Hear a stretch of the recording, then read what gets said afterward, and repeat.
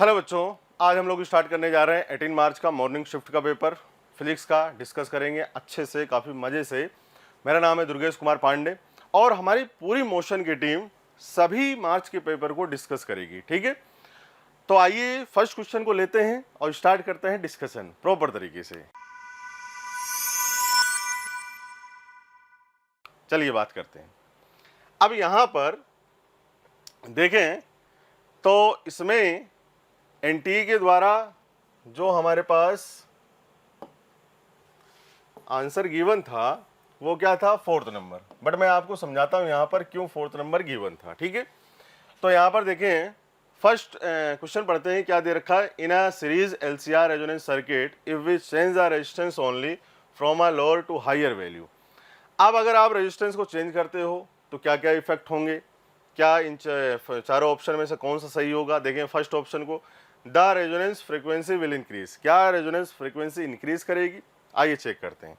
तो रेजिस्टेंस आपको ये पता होना चाहिए बच्चों कि रेजिस्टेंस की वैल्यू को कहाँ से कहाँ किया है, लोअर टू हायर, है ना। तो देखें ओमेगा क्या होता है आपके पास, ओमेगा होता है 1/√LC। ठीक है, ये होता है। अब अगर ओमेगा को आप क्या लिख सकते हो, 2πf, तो 2π तो नीचे चला जाएगा और f क्या आ जाएगा यहाँ से 2π और √LC। अब देखें यहाँ पर रेजिस्टेंस दिखाई नहीं पड़ रहा है। ठीक है, अब चाहे उसकी वैल्यू को आप कुछ भी करें, इंक्रीज करो चाहे डिक्रीज करो, लेकिन फ्रीक्वेंसी पे कोई फर्क पड़ने वाला नहीं है। तो ये हम लोग लिख सकते हैं यहाँ पर frequency f does not depends on r। तो ये हमारा ऑप्शन क्या हो गया, ये वह गलत हो गया। चलिए ठीक है, अब इसमें बोल रहा है कि the quality factor will increase. क्या क्वालिटी फैक्टर इंक्रीज करेगा, तो आइए इसकी भी हम लोग बात कर लें भाई, है कि नहीं है। तो क्वालिटी फैक्टर आपके पास क्या होता है, Q equals to omega L/R। ओहो, यहाँ तो R आ गया, है ना। इसका मतलब क्या है, अगर आप R को क्या कर रहे हो, इंक्रीज, R को इंक्रीज करने से क्वालिटी फैक्टर क्या हो जाएगा बच्चों, डिक्रीज हो जाएगा। बट ऑप्शन में क्या बोला गया, the quality factor will increase, तो यहाँ पर इंक्रीज तो करेगा नहीं, तो इसलिए ऑप्शन सेकंड भी गलत हो गया। इसलिए एनटीए ने पहले और फर्स्ट और सेकंड आंसर नहीं दिए। थर्ड ऑप्शन क्या कह रहा है, the quality factor and the resonance frequency will remains constant. तो कांस्टेंट तो है नहीं, आपने देखा ही सही, आर को बढ़ाते ही क्यों क्या कर जा रहा है, डिक्रीज कर जा रहा है। फोर्थ तो थर्ड भी क्या हो गया, यहाँ पर गलत हो गया। Fourth option, the bandwidth of resonance circuit will increase. क्या बैंडविड्थ इंक्रीज करेगी, तो यहाँ से देखें हमारे पास Q इक्वल्स टू होता है quality factor in the form of bandwidth. क्या होता है हमारे पास, ओमेगा अपॉन डेल्टा, ये बीटा क्या है, बैंडविड्थ है। तो डेल्टा बी को क्या लिख सकते हैं हम लोग, ये आ जाएगा आपके पास, यहीं से कंपेयर करा लो, ये हो जाएगा आपके पास क्या, R/L। ठीक है, तो जब ये R/L आ गया, अब यहाँ से देखें अगर आप R को बढ़ाओगे तो डेल्टा बी क्या हो जाएगा, जो बैंडविड्थ है वो भी क्या हो जाएगी, इंक्रीज हो जाएगी। यहाँ से देखें फॉर्मूले वाइज क्वेश्चन था, फॉर्मूला अगर आपको याद होता तो करेक्ट आंसर। होप आप लोगों ने, सभी लोगों ने सही किया होगा। तो जैसे बैंडविड्थ है R/L, रेजिस्टेंस को इंक्रीज करते ही बैंडविड्थ भी क्या हो जाएगी बेटा, इंक्रीज हो जाएगी। यहाँ पर क्लियर है। तो इसी के लिए यहाँ पर एनटीए ने भी और मोशन ने भी, दोनों ने ही फोर्थ आंसर करेक्ट दिए। ठीक है, तो the bandwidth of resonance circuit will increase. तो ये वाला हमारा क्वेश्चन का ऑप्शन क्या है, fourth answer is correct. Clear है। आइए चलिए हम लोग सेकंड क्वेश्चन को डिस्कस करते हैं। ये यहाँ पर सॉल्यूशन भी दिया गया है। ये आपके पास क्या है बेटा, यहाँ पर ये ओमेगा है आपके पास। ठीक है, और ये क्वालिटी फैक्टर क्यों दिया हुआ है ना, पूरी चीज़ें दी हुई है। चलिए अब बाय मोशन आंसर क्या है, 4, और बाय एनटीए आंसर भी क्या है, फोर्थ आंसर इज करेक्ट। ये सेकंड क्वेश्चन को डिस्कस करते हैं हम लोग। क्या दे रखा है यहाँ पर देखें, a radio active sample disintegrate via 2 independent decay process having half life, ये दी हुई है, फर्स्ट की और सेकंड की ये दी हुई है respectively. The effective half life t half of the nuclides, तो हमें इफेक्टिव हाफ लाइफ बताना है इसके अंदर। तो यहाँ से हम लोग अगर देखें कि आपके पास जो डीके रेट होता है dN/dt, तो is directly proportional to n, ये होता है। तो हम लोग यहाँ से क्या लिख सकते हैं बच्चों, dN/dt1 is equals to n λ1, ठीक है। ऐसे ही हम लोग लिख सकते हैं dN/dt equals to n λ2, clear है। अब इफेक्टिव हाफ लाइफ निकालना है हमें, तो हम लोग करते हैं dN/dt इज इक्वल्स टू, क्या लिख सकते हैं, dN/dt1 प्लस dN/dt2। अब इनकी वैल्यू को उठा के कहाँ पुट कर दें हम लोग, इस जगह रख देते हैं। तो यहाँ से क्या आ जाएगा आपके पास, देखें, lambda effective into n, λ1 into n plus λ2 into n, ठीक है।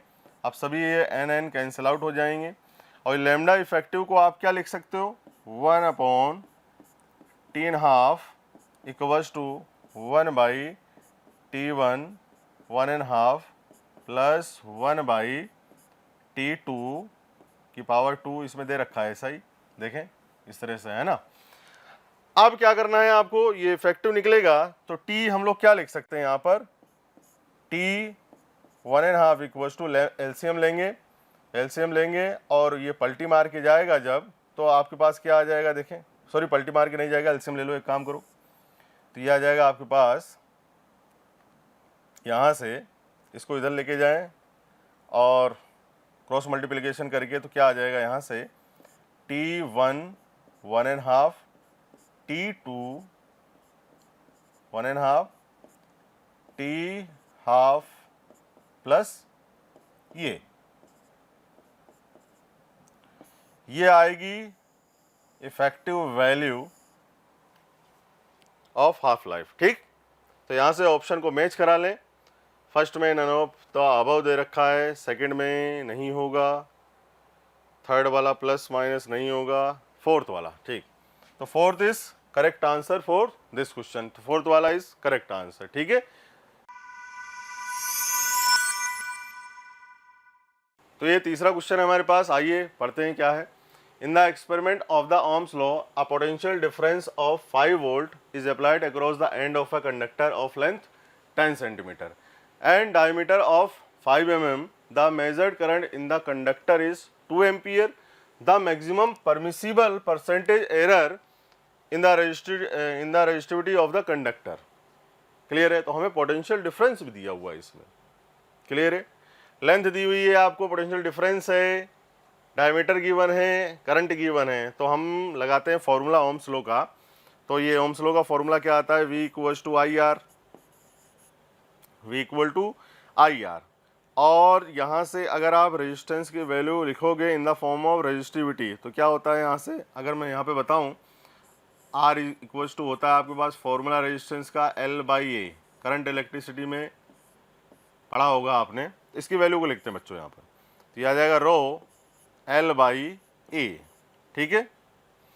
अब यहाँ पर आपसे रेजिस्टिविटी पूछ रहा है, तो यहाँ से क्या लिख सकते हो, इन सब को इधर ले जाओ और बाकियों को नीचे, तो ये आ जाएगा VA अपॉन IL, ये आ जाएगा। अब एक काम करिए, एरर मेथड वाला फॉर्मूला लगाइए। तो ये यहाँ पर क्या लिख सकते हैं हम लोग, डेल्टा रो बाई रो, तो डेल्टा V/V, एरिया के खोलोगे आप तो d² आएगा, 2 पाई तो क्या बोलते हैं, पाई तो क्या है आपके पास कांस्टेंट, तो हट जाएगा वो। तो यहाँ पर आ जाएगा आपके पास क्या, प्लस d² मतलब 2d 2 delta d by d plus current delta I by I, length delta L by L, ठीक है। तो जब आप इन सब की वैल्यू को यहाँ पर पुट करोगे तो यहाँ पर परसेंटेज एरर आएगी इंटू 100, ये आ जाएगा आपके पास 3.9%। जब आप सबकी वैल्यू को लिखोगे तो उसकी जो वैल्यू आएगी परसेंटेज एरर ऑफ रजिस्टिविटी वो कितनी आ जाएगी 3.9। क्लियर है। तो देखें सेकंड ऑप्शन में दे रखा है 3.9 और आपको मैं दिखाऊं तो ये हमें दे रखा है, देखें सबकी वैल्यू को हम लोगों ने पुट किया, ठीक है, और सबकी वैल्यू को पुट करने के बाद जो हमारे पास वैल्यू आ रही है एक्चुअल में वो कितनी आ जा रही है 0.39 ये आ जाएगी। तो यहाँ से delta rho by rho into 100 equals to अगर आप करेंगे तो 1 मिनट, यहाँ पर आएगा आपके पास 0.039, ठीक है। तो यहाँ पर ये हो जाएगा 3.9%। क्लियर है। तो ये रहा क्वेश्चन नंबर 3, इसका option number 2 is correct answer है, ठीक है। चलिए आइए हम लोग नेक्स्ट क्वेश्चन करते हैं डिस्कस। तो ये 4th क्वेश्चन है अपने पास, क्या बोल रहा है, an AC source rated 220 volt frequency दी हुई 50 hertz is connected to a register, the time taken by the current to change from its maximum to the RMS value, ठीक है। अब यहाँ पर जो करंट है वो कहाँ मैक्सिमम से कहाँ पर आ रहा है बच्चों, आरएमएस वैल्यू पर। तो यहाँ पर अगर आप देखें तो ये करंट क्या है आपका मैक्सिमम, ठीक है, ये मैक्सिमम करंट। और यहाँ की हम लोग बात करें तो यहाँ पर है आपके पास क्या आरएमएस, तो ये आज होता है हमारे पास क्या मैक्सिमम का बाई √2, ठीक है। और यदि अगर आपको बताया जाए कि फेज, तो यहाँ पर कितना हो जाएगा, ये होता है अपने पास कितना π/4, ये π/2 और ये हो जाएगा 3π/4। अब मैक्सिमम से कहाँ पर जा रहा है आरएमएस वैल्यू पर, तो कहने का मतलब यहाँ से यहाँ पर जा रहा है। तो फेज कितने का चेंज हुआ 3π/4 माइनस π/2 है कि नहीं, 3π/4 माइनस π/2 कितना आ जाएगा ये π/4। क्लियर है। तो एक तो ये मेथड है सॉल्व करने का। दूसरा है हमारे पास क्या है, ये होता है I is equals to I0 sine omega t. अब आरएमएस करंट पे आ रहा है तो इसकी वैल्यू लिख देते हैं हम लोग, क्या होगा मैक्सिमम का बाई √2 और ये हो जाएगा IM साइन ओमेगा टी, ठीक है। इससे ये वाला कैंसिल आउट हो जाएगा और जो साइन की वैल्यू आएगी, कहने का मतलब साइन 1/√2 कितना हो जाएगा π/4, तो ओमेगा टी की वैल्यू आएगी π/4। सो हम लोग लिख सकते हैं टी आ गया अपने पास π/4 ओमेगा। अब ये बताओ मुझे ओमेगा को क्या लिख सकते हो आप, ओमेगा को 2πf लिख सकते हैं हम लोग। तो यहाँ से लिख सकते हैं हम लोग π/4 इंटू 2πf, ठीक है। अब पाई से देखो पाई कैंसिल आउट हो गया, फ्रीक्वेंसी है, फ्रीक्वेंसी की वैल्यू हमें गिवन है कितनी 50 हर्ट्ज, तो यहाँ पर टी आ जाएगा आपके पास कितना 1/8 तो मल्टीप्लाई हो जाएगा 4 से 8 इंटू फ्रीक्वेंसी है 50 हर्ट्ज, तो ये आ जाएगा 1/400। तो अगर यहाँ पर बात करोगे आप तो यहाँ पर आ जाएगा 25 ms, ठीक है। देख लें यहाँ पर क्या है 0.25 25, तो सेकेंड इज करेक्ट आंसर। और हम लोगों ने सॉल्व किया हुआ है, देखो मैं आपको पीपीटी में दिखाऊं तो ये एक सॉल्यूशन इसका ये भी है, पूरा दिया हुआ है, अगर आप चाहें तो देख सकते हैं, ठीक है। और दूसरा मेथड अपने पास वो था। क्लियर है बच्चों। अब क्वेश्चन नंबर 5 में क्या दे रखा है हमें, देखें 4 identical long solenoid A, B, C and D are connected to each other as shown in the figure. ये डायग्राम है, हमें दे रखा है फर्स्ट ये है, सेकेंड, थर्ड, फोर्थ, ये सोलेनॉइड दे रखे हैं और कनेक्टेड हैं जैसे हमें दिखाया गया है। If the magnetic field at the centre of A is 3T, यहाँ पर मैग्नेटिक फील्ड कितनी है बेटा 3T, ठीक है। The field at the centre of C would be, assume that the magnetic field is confined in the volume of respective solenoid. इसमें हमें क्या पूछा गया है मैग्नेटिक फील्ड। तो आइए, बहुत सिंपल सा क्वेश्चन है और पेपर भी बहुत सिंपल था ये वाला, ठीक है। तो चलिए बात करते हैं हम लोग। अब यहाँ पर करंट कितना जा रहा है I, तो यहाँ कितना जाएगा सेम है, तो I1 इधर जाएगा, I1 इधर जाएगा और I1 इधर जाएगा, जो भी करंट जाएगा तीनों के अंदर क्या जाएगा सेम जाएगा। तो यहाँ पे हम लोग क्या लिख सकते हैं, एक रिलेशन हम लोग यहाँ लिख सकते हैं 3I1 equals to I naught. I naught मैं क्या बोल दे रहा हूँ, आई करंट को आई नॉट यहाँ पर, ठीक है। तो परेशान ना हो कि आई नॉट कहाँ से लिख दिया आपने, या आई नॉट लिख दे रहा हूँ, ठीक है। ये कोई बात नहीं, आई लिख लो, क्या समस्या है, मेरे को पसंद आ रहा है आई नॉट, मैं लिख दे रहा हूँ। तो I1 इक्वल्स टू आ जाएगा कितना बेटा, आई नॉट बाई 3। क्लियर है। अब मैग्नेटिक फील्ड जो फर्स्ट वाला ए वाला, इस पर क्या है और मैग्नेटिक फील्ड क्या होती है देखें आप। तो B इक्वल्स टू क्या लिख सकते हैं हम लोग, म्यू नॉट एन आई। ये मैग्नेटिक फील्ड है और इसकी वैल्यू कितनी बेटा 3T, ठीक है। अब अगर आप C की बात करोगे तो C पर मैग्नेटिक फील्ड कितनी होनी चाहिए, मैग्नेटिक फील्ड एट C क्या हो लिख सकते हैं हम लोग, म्यू नॉट एन, ये हो जाएगा आपके पास I1, यही लिख सकते हैं हम लोग, है ना, करंट जा रहा है I1। तो यहाँ से I1 की इस वैल्यू को उठा के हम लोग यहाँ पर पुट कर दें तो क्या आएगा देखें, BC equal to mu naught N I naught by 3, ठीक है।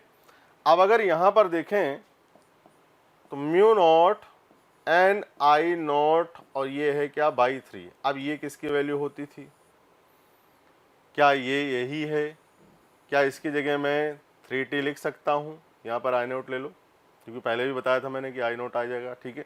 अब इसकी जगह हम लोग क्या लिख सकते हैं 3T, तो लिख दो भैया 3T।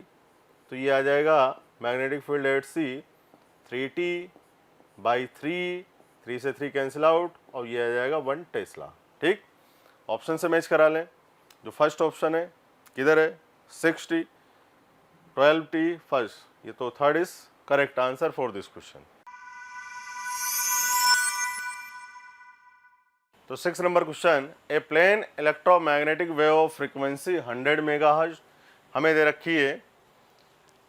जो इलेक्ट्रोमैग्नेटिक वेव है फ्रीक्वेंसी कितनी दे रही है 100 megahertz, is travelling in a vacuum along the x direction at a particular point in space and time। Magnetic field इतनी दी हुई है हमें और हमसे क्या पूछ रहा है, वेयर के is unit vector along z direction, what is E at this point, ठीक है। स्पीड ऑफ लाइट दी हुई है हमें कितनी 3 × 10⁸ मीटर पर सेकेंड, और हम लोगों को पता भी है कि स्पीड ऑफ लाइट की वैल्यू कितनी होती है 3 × 10⁸, ठीक है। आइए हम लोग किसकी बात करते हैं, अब E की बात करें मैग्नीट्यूड वाइज, तो E को क्या लिख सकते हैं हम लोग B डॉट C। तो यहाँ से आ जाएगा B कितना दे रखा है आपको 2 × 10⁸ -8, ठीक है, ये दे रखी है। और स्पीड ऑफ लाइट कितनी है बेटा, ये स्पीड ऑफ लाइट है आपके पास 3 × 10⁸, ये दी हुई है। अब -8 से +8 कैंसिल आउट और यहाँ पर आ गया आपके पास 6 वोल्ट पर मीटर। तो ये इलेक्ट्रिक फील्ड की वैल्यू आ गया, उसका मैग्नीट्यूड आ गया आपके पास कितना 6 वोल्ट पर मीटर। क्लियर है। अब बट यहाँ पर क्या दे रखी है, डायरेक्शन भी दी हुई है, गिवन है भाई यूनिट वेक्टर की फॉर्म में। तो हम लोग we know that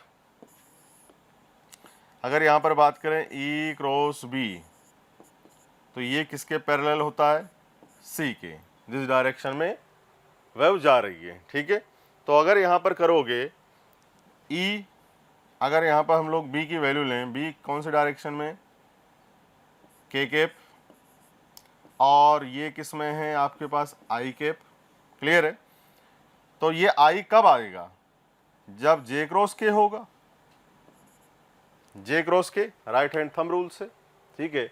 J cross, ये J क्रॉस K इसी डायरेक्शन में जाएगी वेव, ठीक है। तो अगर इलेक्ट्रिक फील्ड और मैग्नेटिक फील्ड क्या होती है एक दूसरे से परपेंडिकुलर, ठीक है। तो J कहने का मतलब इलेक्ट्रिक फील्ड क्या होनी चाहिए बेटा, ऊपर होनी चाहिए, और भाई मतलब कि आपकी मैग्नेटिक फील्ड किधर है Z डायरेक्शन में, मतलब K के, तो इलेक्ट्रिक फील्ड किधर होनी चाहिए Y डायरेक्शन में, ठीक है, J के। तो J cross K I। Clear है।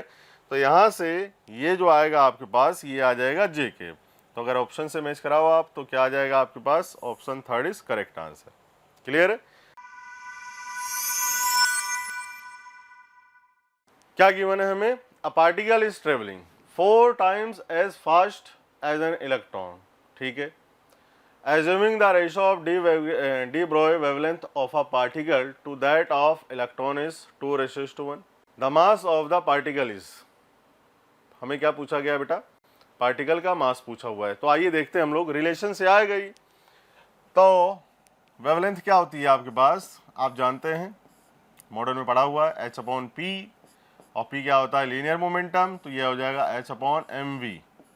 ठीक है, अब यहाँ से हम लोग क्या लिख सकते हैं, अब आप कंपेयर कराएं, तो lambda of particle upon lambda of electron divide लगा दें, तो ये आ जाएगा, h तो कांस्टेंट है दोनों के लिए, मास of particle, speed of particle upon h upon mass of electron और वेलोसिटी ऑफ इलेक्ट्रॉन, ये वाली चीज़।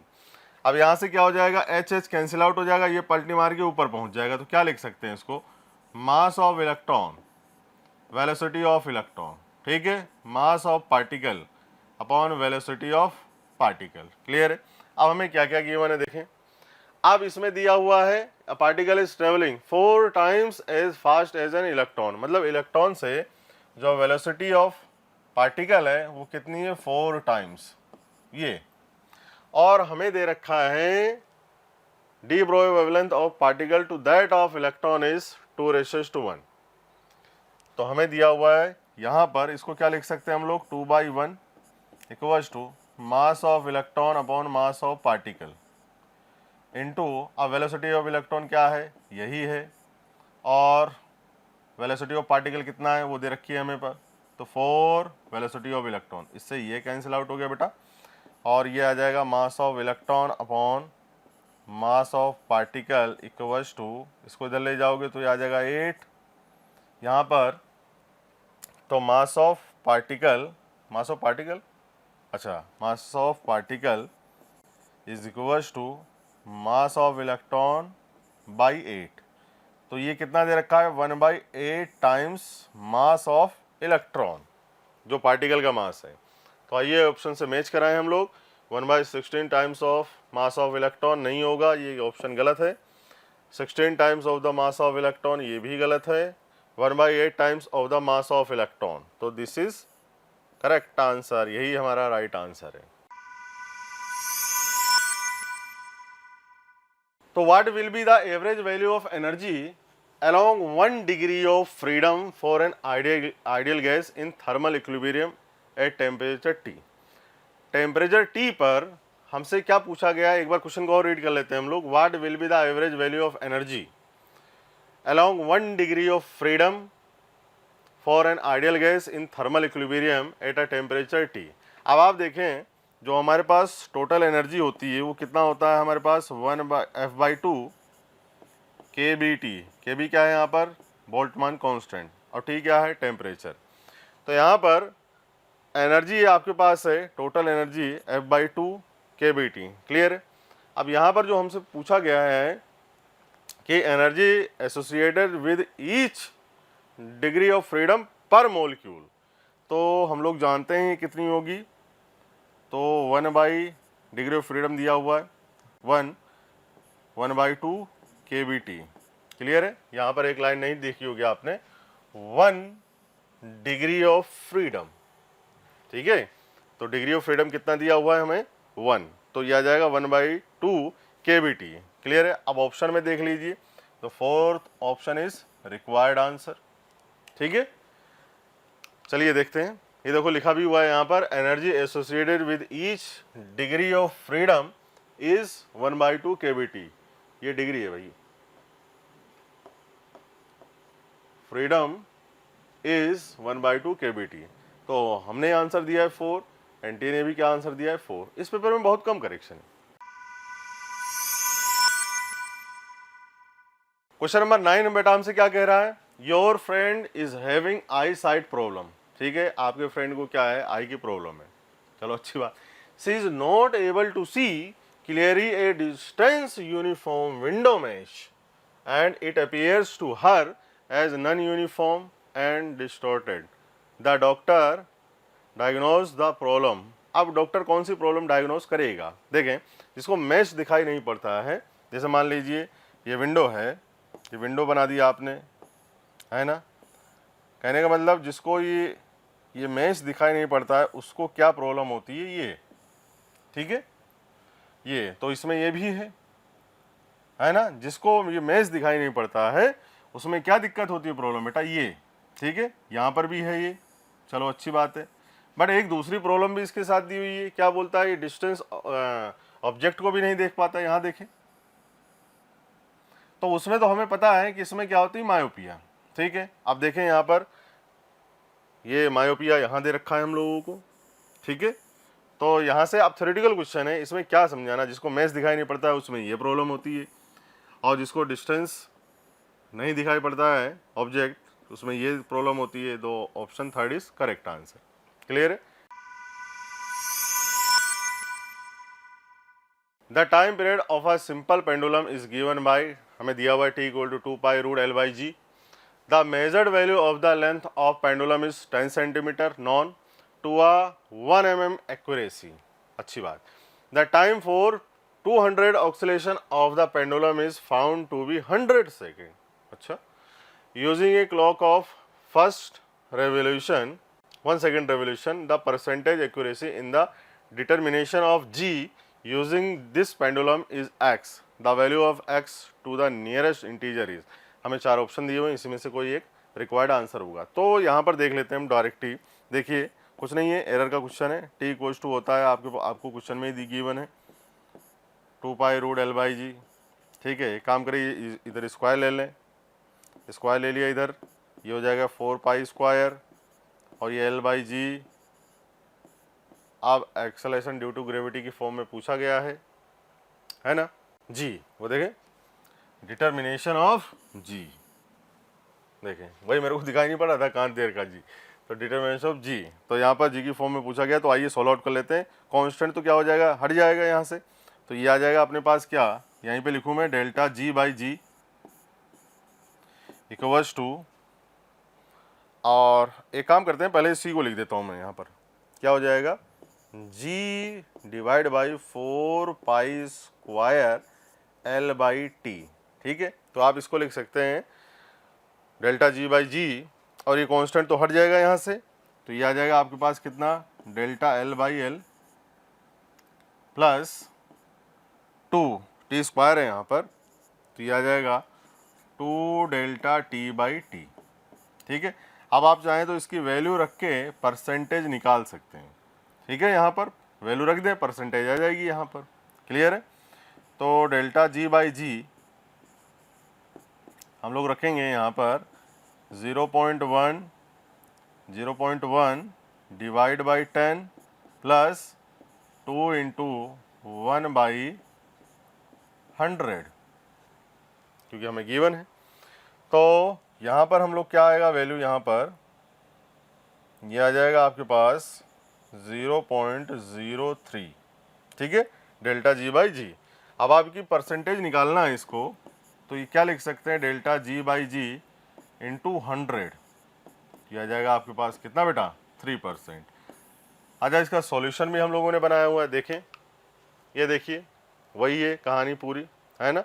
यहाँ पे हम लोगों ने लिखा, फिर आ गया आपके पास कितना 0.03, फिर आप परसेंटेज इसकी निकालनी है, तो ये आ गया, हम लोगों ने 100 से मल्टीप्लाई कर दिया, यहाँ पर क्या आ गया 3%। क्लियर है। तो मोशन ने आंसर दिया है इसका 3, एनटीए ने भी इसका आंसर दिया है क्या 3। तो यहाँ पर अगर हम लोग बात करें तो 3 is correct answer for this question. Clear है। चलिए क्वेश्चन नंबर 11 है, an oil drop of radius 2 mm with a density 3 gram per centimeter cube is held stationary under a constant electric field 3.5 into 10 to the power 5 volt per meter. In the Millikan's oil drop experiment, what is the number of excess electron at that oil drop will possess?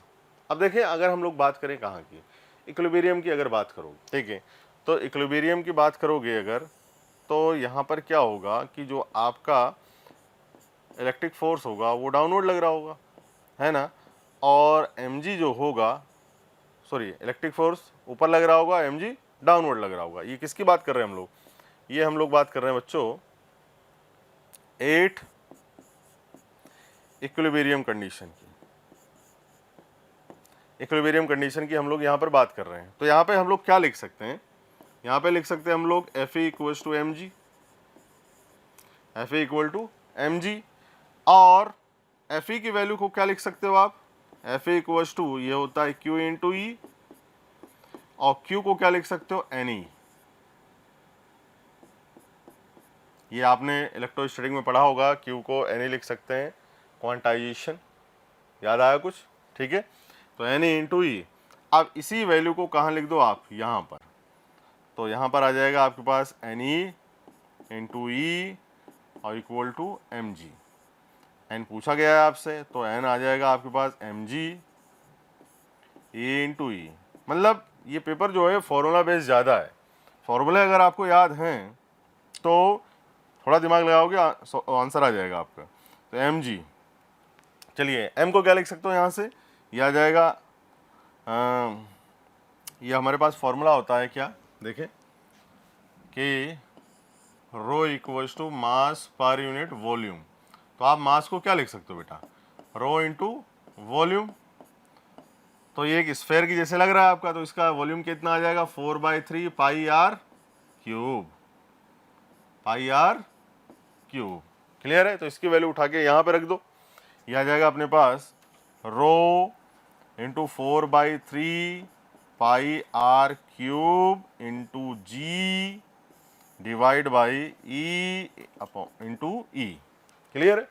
तो हम लोग यहाँ से बात कर रहे हैं और इसकी वैल्यू को पुटअप करते हैं यहाँ से। देखें अब हमें n इक्वल्स टू आ जाएगा, डेंसिटी कितनी दी हुई है हमें, देखें 3 ग्राम पर सेंटीमीटर क्यूब। ये CGS में दिया हुआ है, हम लोग इसको MKS में चेंज कर लेते हैं। तो ये आ जाएगा, इसको डायरेक्ट लिख सकते हो आप 3000 है ना किलोग्राम पर मीटर क्यूब हो जाएगा। चलिए अब into 4/3 into pi r cube. अब रेडियस दी हुई है 2 mm मिलीमीटर में, इसको मीटर में चेंज कर लो, कितना लिख सकते हैं हम लोग, 2 इंटू 10⁻⁻³ और ये हो जाएगा इसका क्यूब। क्लियर है। और जी की वैल्यू कितनी है 10, और 1.6 इंटू 10⁻⁻19 चार्ज होता है हमारे पास। कितनी वैल्यू होती है इसकी, 1.6 इंटू 10⁻⁹। इलेक्ट्रिक फील्ड कितनी दी हुई है भैया, किधर है, ये रही, ये रहा 3.55 इंटू 10⁻⁵। अब इसको आप सॉल्व करेंगे तो सॉल्व करने के बाद क्या आएगा आपके पास, ये आ जाएगा 1.73 इंटू 10⁻10, ये आएगा। सबको सॉल्व कर लें, कोई दिक्कत समस्या वाली बात नहीं। देखो यहाँ से क्या हो जाएगा 9 से ये मरेगा, कितनी बार मरेगा, ये चल जाएगा, ये -9 है, -9 और ये बचेगा यहाँ पर 10, ठीक है। और 10 बचा तो ये 5 से मरेगा, यहाँ पर ये 5 आ जाएगा। आप कहने का मतलब पूरा सॉल्व कर लोगे ना तो यही आंसर आएगा, डिवाइड लगा के मल्टीप्लिकेशन करके, है ना, मैंने करा हुआ है। तो n की वैल्यू क्या आ गई बेटा, 1.73 इंटू 10⁻10। तो यहाँ पर अगर ऑप्शन से कराओगे मैच तो first option is correct answer, ठीक है। चलिए देखते हैं, अब इसका सॉल्यूशन भी दिया हुआ है पीछे, ये देखें जो वैल्यू लिखी है हम लोगों ने, ये देखें पूरा सॉल्व किया हुआ है, वैल्यू पूरी लिखी हुई है यहाँ पर। इसको मल्टीप्लिकेशन और डिवाइड लगाओगे तो ये आ जाएगा 984,704 इंटू 10⁻5 और ये 5.68, ठीक है। ये दोनों भी मल्टीप्लाई होंगे तो 5.68 आएगा। देन इसके बाद वैल्यू ये आ जाएगी आपके पास। मोशन ने आंसर दिया है इसका फर्स्ट, एनटीए ने भी इसका आंसर दिया है फर्स्ट। क्लियर है। The time period of a satellite in a circular orbit of radius r is t। तो टाइम पीरियड हमें दिया हुआ है कितना, सैटेलाइट का जिसके रेडियस क्या है आपके पास, circular orbit of radius r is t दिया हुआ है। तो हमारे पास फॉर्मूला क्या आता है बेटा, डायरेक्ट फॉर्मूला बेस है, t² equal directly proportional to r of cube, ठीक है। ये रेडियस होती है सर्कुलर ऑर्बिट की। The period of another satellite in a circular orbit of radius 9r is. अब इसकी सर्कुलर ऑर्बिट दूसरे वाले की, दूसरे सैटेलाइट की दे रखी है, सर्कुलर ऑर्बिट की रेडियस 9r। तो इससे पूछ रहा है इसका टाइम पीरियड क्या होगा। कुछ दिक्कत नहीं, कोई दिक्कत नहीं, कोई परेशानी नहीं। एक काम करें, t² आपने इसको माना था, तो यहाँ पर लिख लें टी स्क्वायर बटे टी डैश या T1 स्क्वायर बोल दें, इसको T1 स्क्वायर बोल दें। और यहाँ पे क्या लिख सकते हैं आप इसको, R डिवाइड बाई 9R का क्यूब, तो इसको ऊपर लिख लो। अब इसकी ये स्क्वायर को इधर दे दो तो बाई रूट हो जाएगा, ये T/T1 इक्वल्स टू R/9R की पावर 3/2।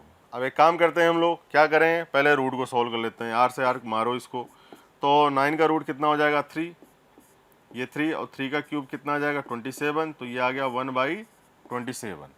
तो यहाँ पे T1 अगर आप लिखना चाहो ना तो क्रॉस मल्टीप्लाई करके लिख सकते हो 27 इंटू T। ये बहुत सिंपल पेपर है बच्चों, बहुत ही निहायत ही सिंपल है। ऑप्शन देख लें, ऑप्शन 3 इज करेक्ट आंसर। तो इसका सॉल्यूशन भी पीछे गिवन है, पूरा लिखा हुआ है इसके अंदर। अच्छा, मोशन ने इसका आंसर दिया कितना बेटा 3, एनटीए ने भी इसका आंसर कितना दिया 3। क्लियर है? चलिए तो देखिए क्या दिया हुआ question number 13। A loop of flexible wire of irregular shape carrying current I is placed in a external magnetic field. Identify the effect of field on the wire. मतलब कि वायर पर इस फील्ड का क्या इफेक्ट पड़ेगा। तो देखें कोई दिक्कत परेशानी नहीं है। अभी क्या है, इरेगुलर शेप का है, मतलब कोई सी भी शेप हो सकती है इसकी, और इसमें करंट फ्लो कर रहा है आई, है ना। तो फोर्स का फॉर्मूला हमारे पास आता है, ये होता है आपके पास आई DL क्रॉस बी। और अगर आपको ये फॉर्मूला याद होगा एग्जाम में तो आपने डायरेक्ट आंसर लगा दिया होगा, और आपने लगाया ही होगा। देखें आप किसी भी पॉइंट की बात कर लो, जैसे मैग्नेटिक फील्ड इनवर्ड, ठीक है, और आप इस एलिमेंट की बात करें, इस वायर के इस DL एलिमेंट की अगर बात करें तो फोर्स की डायरेक्शन क्या आएगी बेटा। देखें क्रॉस प्रोडक्ट से निकालते हैं हम लोग DL क्रॉस B, तो ये DL और B की तरफ, मतलब B आपकी मुट्ठी में होना चाहिए, तो ये DL क्रॉस B फोर्स की डायरेक्शन किधर आ रही है बेटा, बाहर की ओर, ये फोर्स की डायरेक्शन बाहर। अब आप इस एलिमेंट की बात कर लो ना DL, कोई दिक्कत परेशानी नहीं है, ये DL एलिमेंट है ना, ये वाला, तो DL क्रॉस B फोर्स की डायरेक्शन इस तरफ बाहर की ओर। हर एक पॉइंट पर फोर्स की डायरेक्शन क्या आ रही है, बाहर की ओर। इसकी बात कर लो, इसमें भी फोर्स की डायरेक्शन क्या आएगी, बाहर आएगी। तो कहने का मतलब जब फोर्स ऐसे करके लगेगा बाहर की ओर तो किस शेप में आ जाएगी, ये सर्कुलर शेप में, ये ऐसी करके, ठीक है, ये इफेक्ट दिखाई देगा इस पे। अब हम लोग देख लेते हैं option. Loop assume circular shape, बिल्कुल करेक्ट है। With its plane parallel to the field, बिल्कुल करेक्ट है, यही है हमारा आंसर, ठीक है। Shape of the loop remains unstable, तो हो ही नहीं सकता है क्योंकि फोर्स की डायरेक्शन पीछे, हर एक पॉइंट पे देख रहे हैं, तो ये एक सर्कुलर शेप बन जाएगा। Wire get stretch to becomes straight, बिल्कुल भी नहीं। Loops assume circular shape with its plane normal to the field, ये गलत है भाई, पैरेलल टू द फील्ड है। तो option first is correct answer है बेटा। चलिए लिखें, देखिए इसका हम लोगों ने सॉल्यूशन भी दिया हुआ है यहाँ पर, और एनटीए ने क्या आंसर दिया है, अच्छा इसके अंदर नहीं, तो फर्स्ट आंसर हमने भी दिया है, एनटीए ने भी फर्स्ट आंसर दिया है, ठीक है। चलिए क्वेश्चन नंबर 14 करते हैं discuss. In a Young's double slit arrangement, slits are separated by a gap of 0.5 mm. जो हमें गैप दिया हुआ है स्लिट के मिड का, वो कितना दिया हुआ है बेटा 0.5 mm, और ये होता है हमारे पास क्या, स्मॉल d 0.5 मिलीमीटर में दिया हुआ है, मीटर में चेंज कर लें, कोई दिक्कत परेशानी होने वाली नहीं है। -3, चलो। And the screen is placed at the distance of 0.5 metre, screen placed है स्लिट से 0.5 मीटर पर। चलिए, from them the distance between the first and third fringe formed when the slit are illuminated by a monochromatic light of wavelength कितनी दी हुई है, 5890 angstrom, इतनी दी हुई है। अब देखें जो डिस्टेंस बिटवीन फ्रिंजेस होती है वो कितनी होती है आपके पास, लैम्डा डी बाई डी, है ना। अब इसमें फर्स्ट और थर्ड की बात कर रहा है तो कितना हो जाएगा 2 लैम्डा डी बाई डी, ठीक है। तो distance between first and third fringes is, ये आपके पास दी हुई है इसकी बी डैश की बात कर देते हैं तो ये हो जाएगा आपके पास 2, तो यहाँ पे क्या लिख सकते हैं, और ये हमारे पास होता है लैम्डा डी बाई डी, ठीक है। तो यहाँ पर आ जाएगा क्या, लैम्डा डी अपॉन डी बच्चों, ये होता है फॉर्मूला, आपको याद ही है, distance between fringes lambda D by D, ठीक है। तो फर्स्ट और थर्ड की बात कर रहा है, किधर कर रहा है भैया, किधर गया तू, अबे किधर गया फॉर्म, हाँ ये रहा, distance between the first and the third bright fringe, ठीक है। तो दो फ्रिंजेस के डिस्टेंस के बिटवीन बात हो रही है, तो क्या हो जाएगा 2 लैम्डा डी बाई डी। अब कुछ नहीं करना बच्चों, यहाँ पर वैल्यू पुट करनी है, 2 इंटू 5890 इंटू 10⁻⁻10, ठीक है। और आप इसकी वैल्यू को लिख दें, कैपिटल डी 0.5 हमें गिवन है, स्मॉल डी कितना दिया हुआ है देखें, 0.5 मिलीमीटर में दिया था, हम लोगों ने मीटर में कर लिया इसको, तो ये आ जाएगा 0.5 इंटू 10⁻⁻3, ठीक है। अब अगर यहीं पर बात करें तो ये देखें -3 है, इससे कैंसिल आउट हो जाएगा, ये माइनस के 7 आ जाएगा, 0.5 से 0.5 निकल लिया है भैया, ये यहाँ से निकल गया है, चलो बढ़िया अच्छी बात है। तो अगर आप इसको सॉल्व आउट करते हैं तो जो बी डैश है आपका, बी डैश की वैल्यू आनी चाहिए आपके पास 1 देखें, एक काम करें, इस जीरो से ये वाला जीरो भी कैंसिल आउट कर देते हैं, ठीक है, 7 निकल जाएगा, यहाँ क्या आ जाएगा -6, तो यहाँ पर आ जाएगा 8,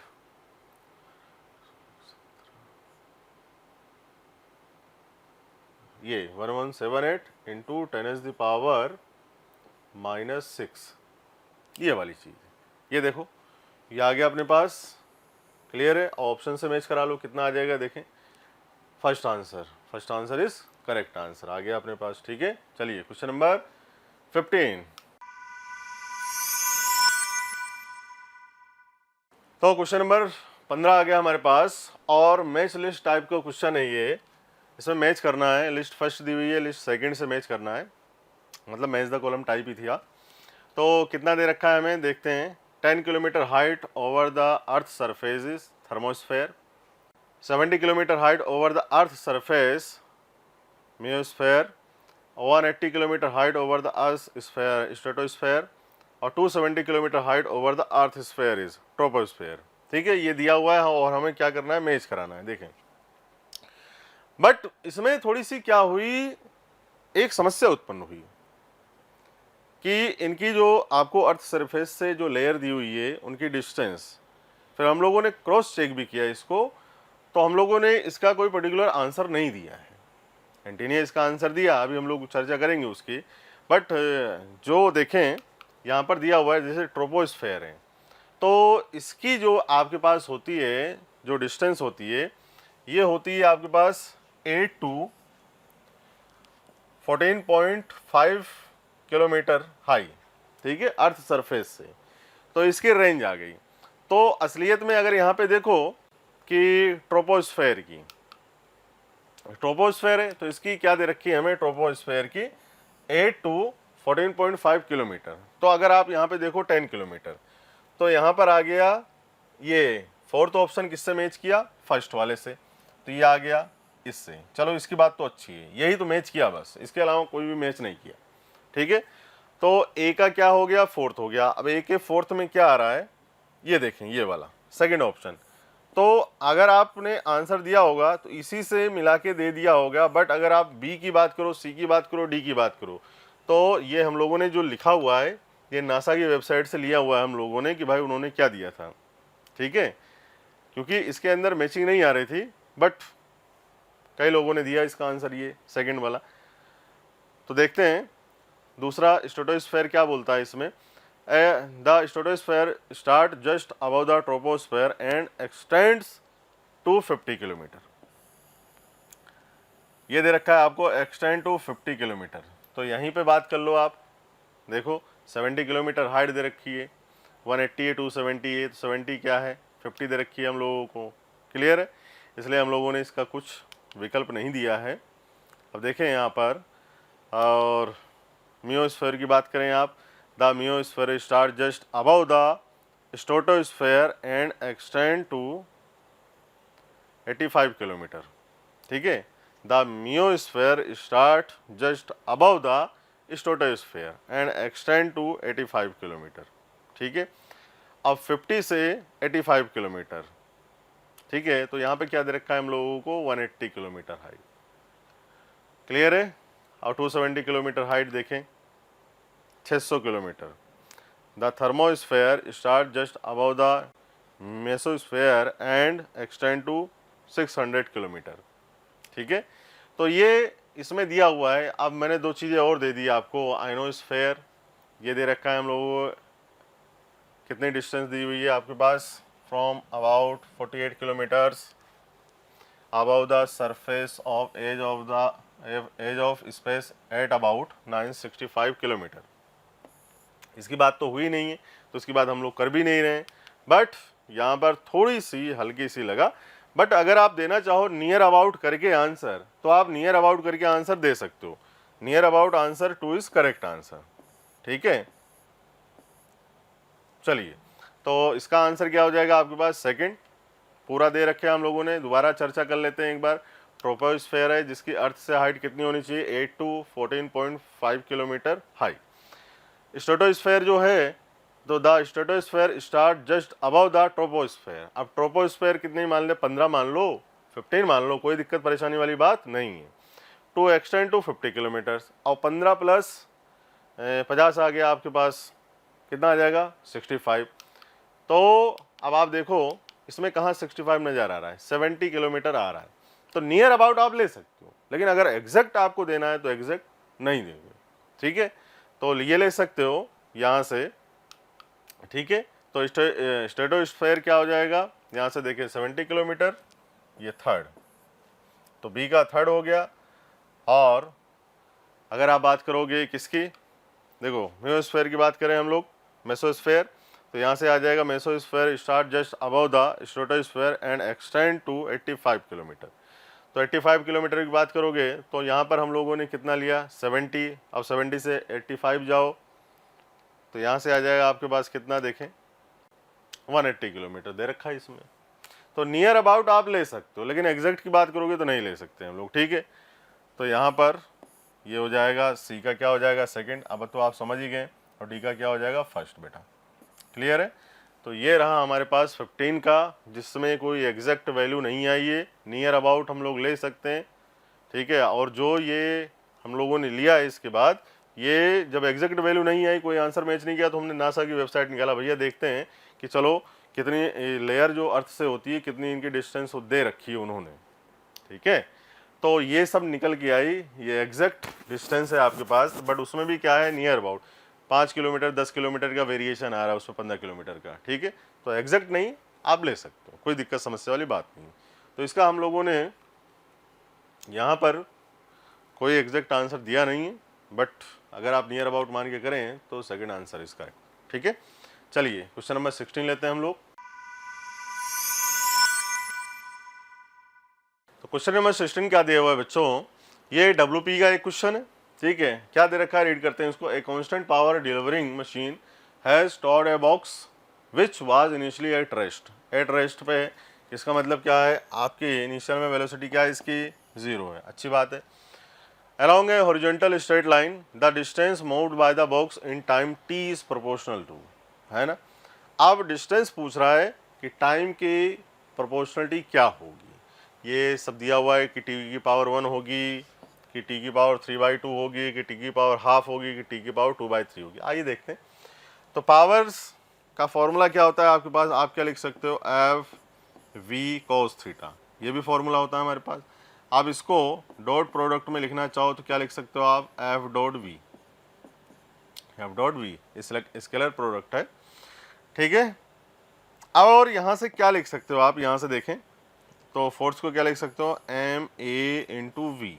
ठीक है, अब अगर यहाँ पे बात कर ली जाए, ये आ जाएगा आपके पास, इसको क्या लिख सकते हो आप, एम एक्सेलरेशन को हम लिख सकते हैं dv/dt इंटू वी, और ये आ जाएगा P/m into dt equals to v dv।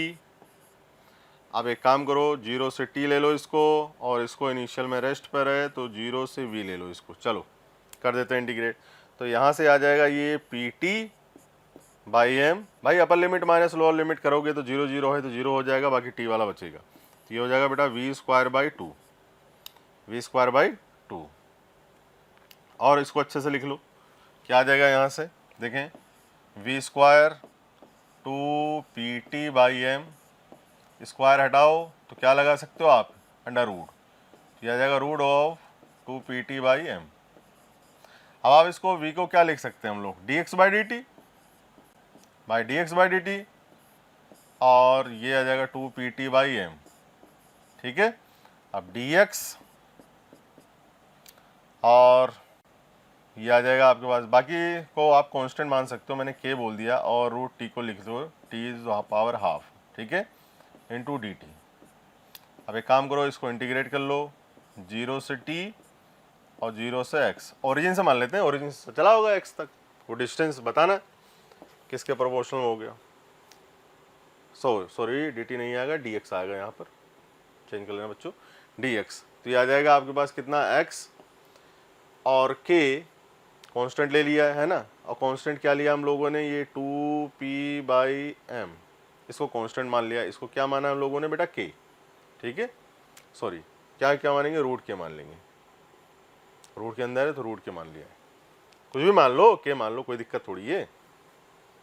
तो अभी इसको बताया मैंने, के माना है तो रूट के लिखना पड़ेगा यहाँ पे। चलो तो ये आ जाएगा अपने पास, इसको इंटीग्रेट करोगे तो क्या आ जाएगा, t की पावर 1/2 है ना, और इंटीग्रेट करोगे तो कितना हो जाएगा, 1/2 प्लस 1 3/2, तो ये आ जाएगा 3/2 और डिवाइड बाई 3/2।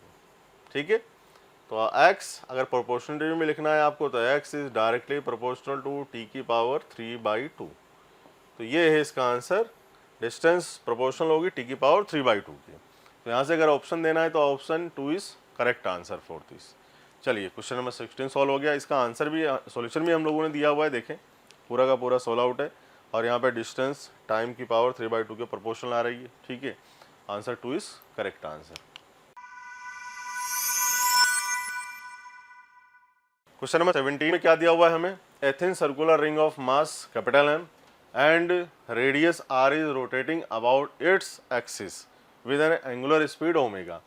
अब हमें एक सर्कुलर रिंग है, ये circular ring of mass M, इसका मास कितना दिया हुआ है बेटा एम, और इसकी रेडियस कितनी दी हुई है आपको आर। ठीक है, चलिए अच्छी बात है। तो two particle having mass M, small M, each are now attached to a diametrically opposite points. मतलब दो पॉइंट्स पर क्या कर दिया गया, इसके बाद में अटैच कर दिया गया, जिनका मास क्या है आपके पास, स्मॉल एम। एक पॉइंट ये है और दूसरा पॉइंट ये है, ठीक है, ये एम, ये एम। तो यहाँ से रेडियस क्या है इसकी आर, इसकी भी सेंटर से रेडियस कितनी है बेटा आर। ठीक है, और रिंग का मास कितना एम, एम तो कैपिटल एम तो आपको गिवन ही है। चलिए अच्छी बात। The angular speed of the ring will become, मतलब जैसे इसमें क्या बोला गया है कि जैसे आपने दोनों मास को अटैच किया इसके बाद, तो इसकी स्पीड क्या हो जाएगी, मतलब जो भी आएगा वो क्या आएगा, देखें। तो यहाँ पर एक्सटर्नल टॉर्क कुछ लग नहीं रहा है, नेट टॉर्क क्या है, 0 यहाँ पर, तो हम लोग एंगुलर मोमेंटम कंजर्वेशन लगा सकते हैं। तो इनिशियल एंगुलर मोमेंटम क्या लिख सकते हैं हम लोग, देखो यह आ जाएगा आई ओमेगा, है ना, ओमेगा दे रखा है आपको। इसका मोमेंट ऑफ इनर्शिया कितना होता है रिंग का, एम आर स्क्वायर, ये हो जाएगा आपके पास कितना, एम आर स्क्वायर ओमेगा। ठीक है, अब चलिए फाइनल एंगुलर मोमेंटम लिख लेते हैं हम लोग, एल फाइनल। तो ये आ जाएगा आपके पास पूरे का मोमेंट ऑफ इनर्शिया कितना लिख ले सकते हैं, एम आर स्क्वायर प्लस इसका एम आर स्क्वायर हो जाएगा, इसका एम आर स्क्वायर, तो 2m R square, 2m R square into omega dash. पूछ रहा है चेंज हो जाएगी, कितनी होगी चेंज, देखते हैं। तो बाय नेट टॉर्क 0, तो L initial equal to L final लगा सकते हैं हम लोग। एल इनिशियल कितना दे रखा है, capital M R square omega, इसकी वैल्यू लिख लें, आर स्क्वायर कॉमन ले लो, एक काम करो इसमें, ये आर स्क्वायर कॉमन ले लिया हम लोगों ने, और capital M plus 2m into omega dash. अब आर स्क्वायर से आर स्क्वायर कैंसिल आउट हो गया। यहाँ पर ओमेगा डैश की वैल्यू आ रही है बेटा कितनी, कैपिटल एम ओमेगा और कैपिटल एम प्लस 2m। बहुत ही सिंपल पेपर था ये, कुछ करना ही नहीं था। चलिए तो यहाँ पर देखें ये आ गया एंगुलर स्पीड और कितनी है आपके पास, ये आ गया आपके पास ओमेगा दे रखा। हाँ तो और तो किसी में नहीं है, ठीक। तो option first is correct answer, ठीक है। चलिए हम नेक्स्ट क्वेश्चन करते हैं हम लोग। तो क्वेश्चन नंबर 18 पढ़ते हैं बच्चों। क्या है question number 18? Imagine that the electron in a hydrogen atom is replaced by a muon. The mass of muon particle is 207 times that of an electron. मतलब म्यून का मास दे रखा है आपको कितना, 207 टाइम्स मास ऑफ इलेक्ट्रॉन, ये दिया given है, ठीक है। And charge is equal to charge of an electron, मतलब इलेक्ट्रॉन के बराबर ही चार्ज है, चलो ठीक है। The ionization potential of this hydrogen atom will be. तो देखें अगर एनर्जी की बात करोगे आप तो एनर्जी कितनी होती है, ये होती है माइनस ई की power 4 mass divide by 8 epsilon not square N square H square, ठीक है। एन शेल के लिए एनर्जी कितनी होती है आपके पास, ये आ गया यहाँ। अगर आप पर्टिकुलर इलेक्ट्रॉन के लिए ही लिखना चाहते हो, है ना, इलेक्ट्रॉन के लिए, तो यहाँ पर क्या आ जाएगा आपके पास, क्या लिख सकते हो आप, e equals to minus of e की पावर 4 ये mass of electron upon 8 epsilon not square N square H square, ये हो गई इसकी बात, ठीक है। अब म्यून से रिलेट कराना है इसको, उसकी एनर्जी लिखनी है, पोटेंशियल लिखना गिवन है, उसका लिखना है। देखें तो क्या लिख सकते हैं हम लोग, देखें ई इक्वल्स टू, ये म्यून की बात कर रहे हैं हम लोग, इसके लिए एनर्जी कितनी आ जाएगी, देखें माइनस ऑफ ई की पावर 4, चार्ज सेम है तो हम लोग ई लिख दे रहे हैं, ठीक है। और मास ऑफ इलेक्ट्रॉन है तो यहाँ पर म्यून को मास दे रखा है 207 मास ऑफ इलेक्ट्रॉन, तो अभी लिख देंगे हम लोग mass of muon 8 epsilon not square N square H square, ठीक है। अब अगर आप यहाँ पर देखें वैल्यू पुट कर देते हैं इसकी, माइनस ई की power 4 207 mass of electron upon 8 epsilon not square N square H square, ठीक है। आप अगर इसकी वैल्यू देखो तो इसकी वैल्यू कितनी होती है बेटा, 13.6, है ना। तो अगर आप यहीं पे लगाते हो इसको 13.6 इंटू 207 तो यू विल गेट आंसर, आपके पास आंसर आ जाएगा, ठीक है।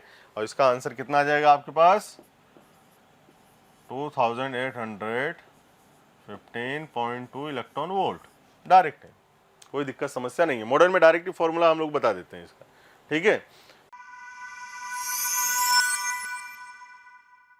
चलिए क्वेश्चन नंबर 19 क्या दे रखा है, the PV diagram of a diatomic ideal gas system going under cyclic process as shown in the figure, the work done during an adiabatic process CD। अब ये जो CD प्रोसेस है इसके लिए वर्क डन पूछ रहा है यहाँ पर,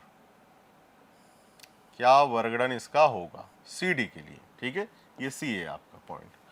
तो वर्क डन CD सिंपल सी बात है, फॉर्मूला ही होता है आपके पास, क्या होता है 1/1 माइनस गामा और P2V2 minus P1 V1 direct लगाएं इसको, तो ये आपके पास P2 V2 किधर है, 200 इंटू वॉल्यूम 3, है ना, माइनस के P1 V1, तो फर्स्ट का क्या है 100 into 4 divide by 1 minus gamma 1.4 दे रखा है, तो ये 1.4, तो यहाँ पे आ जाएगा 600 minus 400 200, 200 divide by 1 minus 1.4 0.4, point हटाओ इधर लगाओ, लगा दिया, अच्छा एक माइनस भी जनरेट होगा भैया, 1 माइनस 1.4, तो माइनस के 0.4 आएगा ये, तो यहाँ पर आ जाएगा, इससे ये कैंसिल आउट करोगे तो ये आ जाएगा 500, है ना। तो यहाँ पर आ गया आपके पास वर्क डन कितना, -500 जूल। बहुत सिंपल पेपर है, बहुत ही सिंपल पेपर है, ठीक है। काफ़ी अच्छे मार्क्स आए होंगे आप लोगों को। देखें तो ये आ गया, सेकंड आंसर इज करेक्ट। चलिए अब क्वेश्चन नंबर 20 क्या बोल रहा है हमारे पास, the position velocity and acceleration of a particle moving a constant acceleration can be represented by. अब देखें यहाँ पर एक अच्छी बात है कि अगर एक्सेलरेशन प्रेजेंट है और वेलोसिटी और एक्सेलरेशन क्या है, दोनों सेम डायरेक्शन में, दोनों सेम डायरेक्शन में, तो पार्टिकल की वेलोसिटी क्या करेगी, इंक्रीज करेगी और उसका डिस्प्लेसमेंट भी बढ़ेगा, है ना। तो उसका जो ग्राफ बनेगा वो क्या बनेगा, पैराबोलिक। अब यहीं पर चर्चा करते हैं, तीनों रिलेशन हमारे पास गिवन है। देखिए फर्स्ट रिलेशन हमें दे रखा है, ये एक्स टी पोजिशन टाइम का ग्राफ है, ये वेलोसिटी टाइम का ग्राफ है, एक्सेलरेशन का ग्राफ।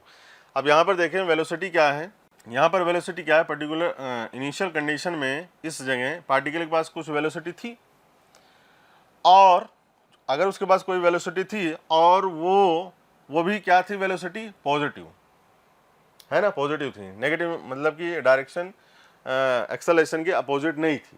अब वेलोसिटी कुछ थी प्लस इसके पास इनिशियल कंडीशन में कुछ एक्सेलरेशन भी था, ठीक है। तो एक्सेलरेशन है तो जो पोजीशन टाइम का ग्राफ बनेगा वो पैराबोलिक बनेगा, ठीक है। जैसे मान लीजिए हम लोग अगर बात करें कि अगर x की, ये x नहीं है यहाँ पर, अगर मान लीजिए t की हाईएस्ट पावर कितनी है आपके पास 1, तो ग्राफ क्या होता है आपके पास, स्ट्रेट लाइन, और t के जो t है आपके पास उसकी हाईएस्ट पावर क्या है 2, तो ग्राफ बनता है पैराबोलिक। ये मैं t की हाईएस्ट पावर की बात क्यों कर रहा हूँ, ठीक है, क्योंकि स्ट्रेट लाइन ग्राफ के लिए जो इसकी इक्वेशन होती है y = mx + c, y = mx + c, x की हाईएस्ट पावर कितनी बेटा 1, तो स्ट्रेट लाइन ग्राफ बना। और अगर यहाँ पर देखें तो हमारे पास जो पैराबोलिक ग्राफ होता है उसकी इक्वेशन क्या आती है, अब आपके पास y = ax² + bx + c, ठीक है। अब अगर यहाँ पर देखो तो वेलोसिटी, तो वेलोसिटी को किससे रिलेट करा सकते हो आप, वेलोसिटी के बना रहा हूँ मैं पहले, सबसे पहले, ठीक है। तो v = u + at, v = u + at। अब यहाँ पर अगर आप देखेंगे तो t की हाईएस्ट पावर क्या है 1, तो graph becomes straight line, graph क्या बनेगा, स्ट्रेट लाइन ग्राफ बनेगा, ठीक है, अच्छी बात है, वाह वाह बढ़िया। तो यहाँ पर क्या हो रहा है, ये इसकी स्पीड इंक्रीज कर रही है, तो इसकी स्पीड इंक्रीज करने का अभी तक मैंने कुछ आपको बताया नहीं। इसकी स्पीड इंक्रीज कैसे कर सकती है, देखें जैसे जैसे टाइम इंक्रीज हो रहा है वैसे वैसे वेलोसिटी भी क्या हो रही है, बढ़ती जा रही है। इसका मतलब एक्सेलरेशन जो है आपका वो क्या है, पॉजिटिव, और वो क्या है, कांस्टेंट। तो यहाँ देखें कांस्टेंट रूप से बढ़ता जा रहा है। और जो डिस्प्लेसमेंट आएगा वो डिस्प्लेसमेंट कैसे आएगा, देखें यहाँ पर डिस्प्लेसमेंट की इक्वेशन से s = क्या दे रखा है आपको, ut + 1/2 at²। तो t की हाईएस्ट पावर क्या है, डिस्प्लेसमेंट टाइम ग्राफ में 2 है, तो ये पैराबोलिक ग्राफ बनेगा। अब देखें एक्सेलरेशन पॉजिटिव है, वेलोसिटी पॉजिटिव है, इसका मतलब डिस्प्लेसमेंट ऐसे करके बढ़ेगा, इंक्रीज होगा, ठीक है। और यहाँ पर क्या है, एक्सेलरेशन पॉजिटिव है, वेलोसिटी कुछ है, डिस्प्लेसमेंट इधर बढ़ रहा है, तो वेलोसिटी टाइम के साथ बढ़ती रहेगी, ठीक है। तो करेक्ट अपने पास रिलेशन जो है, करेक्ट आंसर यही है, फर्स्ट ऑप्शन, ठीक है। दूसरा भी देख लो, अब इसमें पोजीशन क्या हो रही है, ऐसे करके बढ़ रही है ना, बट वेलोसिटी क्या है, कम हो रही है धीरे धीरे। देखें जैसे टाइम बढ़ता जा रहा है वेलोसिटी क्या हो रही है, डिक्रीज हो रही है। अब एक्सेलरेशन क्या है, पॉजिटिव। अब वेलोसिटी क्या थी, पॉजिटिव थी, एक्सेलरेशन क्या है, पॉजिटिव है, तो वेलोसिटी बढ़नी चाहिए और इसमें क्या हो रहा है, घट रही है। तो ये करेक्ट, ये रॉन्ग रिलेशन है, ये रिलेशन क्या है बेटा, गलत है। यहाँ देखें पोजीशन का जो ग्राफ है वो क्या है, स्ट्रेट लाइन, और वेलोसिटी का भी जो भी ग्राफ है वो भी क्या है, स्ट्रेट लाइन। गलत हो गया ना, ये अगर स्ट्रेट लाइन होगा तो ये पैराबोलिक होना चाहिए, है ना। ये रिलेशन दे रखा है आपको, देखें ये दोनों में, ठीक है। और एक्सेलरेशन भी दे रखा है, तो एक्सेलरेशन अगर दे रखा है, ये ग्राफ भी बन सकता है क्या बेटा, ये ग्राफ भी आपका बन सकता है, ठीक है। बट अगर एक्सेलरेशन है तो ये बन सकता है, कोई समस्या वाली बात नहीं है। लेकिन अगर ये स्ट्रेट लाइन बन गया तो ये पैराबोलिक बनना चाहिए, तो इसलिए ये वाला भी क्या हो गया, गलत आपके पास। फोर्थ वाले ऑप्शन की बात करें हम लोग, यहाँ पर देखो अब ये वाला ग्राफ ये इनकरेक्ट रिलेशन है, तो हम लोग क्या बता सकते हैं, ये वाला जो फर्स्ट ऑप्शन है is correct relation for given question. चलिए अब देखें क्वेश्चन नंबर फर्स्ट जो दे रखा है इंटीजर टाइप का है, सिंगल करेक्ट हम लोगों ने सब कुछ डिस्कस कर लिया। अब इसकी बात कर लेते हैं हम लोग फर्स्ट क्वेश्चन की। As shown in the figure a particle of mass 10 kg is placed at a point A, when the particle is slightly displaced to its right, it start moving and reaches the point B. The speed of the particle at B is x metre per second. अब इस point पर particle की क्या बतानी है बेटा, speed बतानी है। कोई दिक्कत नहीं है, डायरेक्ट एनर्जी कंजर्वेशन। भाई कोई फ्रिक्शनल सरफेस तो है नहीं कि जो हम वर्क एनर्जी थ्योरम की बात करें, है ना। तो यहाँ पर आप क्या लगा सकते हो, डायरेक्ट एनर्जी कंजर्वेशन। अब यहाँ पर मान लें ग्राउंड, यहीं से रेफरेंस लाइन रेफरेंस पॉइंट बना लें, ठीक है, यहीं से ऑब्जर्व कर लें। तो यहाँ पर क्या है, इसको यहाँ से रिलीज किया गया, तो इनिशियल वेलोसिटी 0, तो इसका मतलब काइनेटिक एनर्जी इनिशियल क्या है 0, पोटेंशियल एनर्जी इनिशियल क्या है, यहाँ से रेफरेंस पॉइंट है, यहाँ से ऑब्जर्व कर रहे हैं, तो ये आ जाएगा आपके पास mgh। मास कितना है इसका 10, तो 10 इंटू जी कितना है 10 इंटू ये भी क्या है 10, ये तो यहाँ से क्या आ गया बेटा, ये 1000 जूल, ठीक है। अब ये एनर्जी पॉजिटिव आई कि नेगेटिव, इसकी भी बात कर लें। देखिए जब पार्टिकल कभी तो यहाँ से यहाँ गया होगा, तो वर्क डन क्या आ जाएगा, फोर्स देखिए नीचे लग रहा है, फोर्स नीचे और डिस्प्लेसमेंट ऊपर, दोनों के मिड में कितना डिग्री एंगल है 180 डिग्री, तो जो वर्क डन आएगा वो माइनस आएगा, माइनस के mgh। तो चेंज इन पोटेंशियल एनर्जी क्या होता है आपके पास, minus of work done by conservative force, तो माइनस और माइनस क्या हो जाएगा प्लस। तो ये हमने जो लिखा है ना ये सही है, ठीक है। अब यहाँ देख लें फाइनल एनर्जी, अब यहाँ पर कुछ तो पार्टिकल के पास वेलोसिटी होगी इस डायरेक्शन में, तो ये आ जाएगा के फाइनल, कितना लिख सकते हैं हम लोग 1/2 mv², मतलब m का वैल्यू कितनी है 10 इंटू v², ये हो गया यहाँ से। तो इसकी वैल्यू को क्या लिख सकते हो 5v², इससे ये कैंसिल आउट हो जाएगा ना 5 टाइम। फाइनल पोटेंशियल एनर्जी लिख लो, कोई दिक्कत परेशानी वाली बात नहीं है, 10 इंटू 10 mgh, h कितना है 5, तो ये आ जाएगा आपके पास कितना बेटा 500 जूल, माइनस हो गई कि प्लस, ये मैंने अभी आपको समझा दिया है, क्लियर। चलिए तो डायरेक्ट एनर्जी कंजर्वेशन लगाते हैं, तो बाय एनर्जी कंजर्वेशन इसकी बात कर लो, तो ये आ जाएगा K initial plus U initial equal to K final plus U final. तो के इनिशियल कितना है भाई 0, प्लस यू इनिशियल कितना है 1000, प्लस के फाइनल 5v², प्लस ये कितना है 500, तो 500 को उधर लेके आओगे तो 5v² इक्वल्स टू 500, और 5 को डिवाइड लगाओगे तो v² कितना आ जाएगा 100, तो रूट 100 का कितना आ जाएगा 10, ये आ जाएगा 10 मीटर पर सेकेंड। तो क्या पूछ रहा है ये x मीटर पर सेकेंड, तो x की वैल्यू कितनी आ जाएगी 10, तो 10 इज करेक्ट आंसर, ठीक है। चलिए देखते हैं आंसर क्या दे रखा है इसका, 10 ही दे रखा है, अच्छी बात है। नेक्स्ट क्वेश्चन लेते हैं इंटीजर का 2। अब इंटीजर का 2 का क्या दे रखा है हमें, a parallel plate capacitor has plate area 100 metre square, इसका एरिया गिवन है बेटा हमें, तो कितना है इसका एरिया लिख लेते हैं पहले एक एक काम करके। एरिया हमें कितना गिवन है 100 मीटर स्क्वायर, ऐसा लिखना सही होता है। And plate separation of 10 metre, separation कितना दे रखा है डी, ये दे रखा है हमें 10 मीटर, ठीक है, अच्छी बात है। The space between the plates is filled up to a thickness 5 metre with a material of dielectric constant of 10। मतलब कहने का मतलब इसमें हमें क्या गिवन है कि भाई एक पैरेलल प्लेट कैपेसिटर है, उसके अंदर हमें उसका सेपरेशन कितना है 10 दे रखा है हमें, ये 10 मीटर, ठीक है। अब इसके अंदर हाफ क्या फिल कर दिया गया हमारे पास, एक डाइलेक्ट्रिक, कहने का मतलब ये डाइलेक्ट्रिक पुट कर दिया गया है यहाँ पर इसके बीच में, ठीक है, और जिसका डाइलेक्ट्रिक कांस्टेंट कितना है 10 है, तो मतलब यहाँ से लेकर यहाँ तक की डिस्टेंस इसमें कितनी गिवन है हाफ, मतलब 5 मीटर ये गिवन है हमें, ठीक है। अब क्या पूछ रहा है ये, the resultant capacitance of the system is, कुछ दिक्कत वाली परेशानी वाली बात नहीं है, ठीक है। तो यहाँ पर कोई समस्या नहीं है। लेकिन अगर हम लोग बात करें यहाँ से देखें, यहाँ पर हाफ फील्ड है ये, ठीक है, और ये हाफ स्पेस बचा हुआ है यहाँ पर। तो अगर आप इसको क्या नाम दे दो C1 और इसको क्या नाम दे दो C2, देखें यहाँ भी मैंने डायग्राम दे रखा है, ये C1 और ये C2, ठीक है, दोनों का सेपरेशन कितना है 10 मीटर और ये 5 मीटर दे रखी है, गिवन है, ठीक है।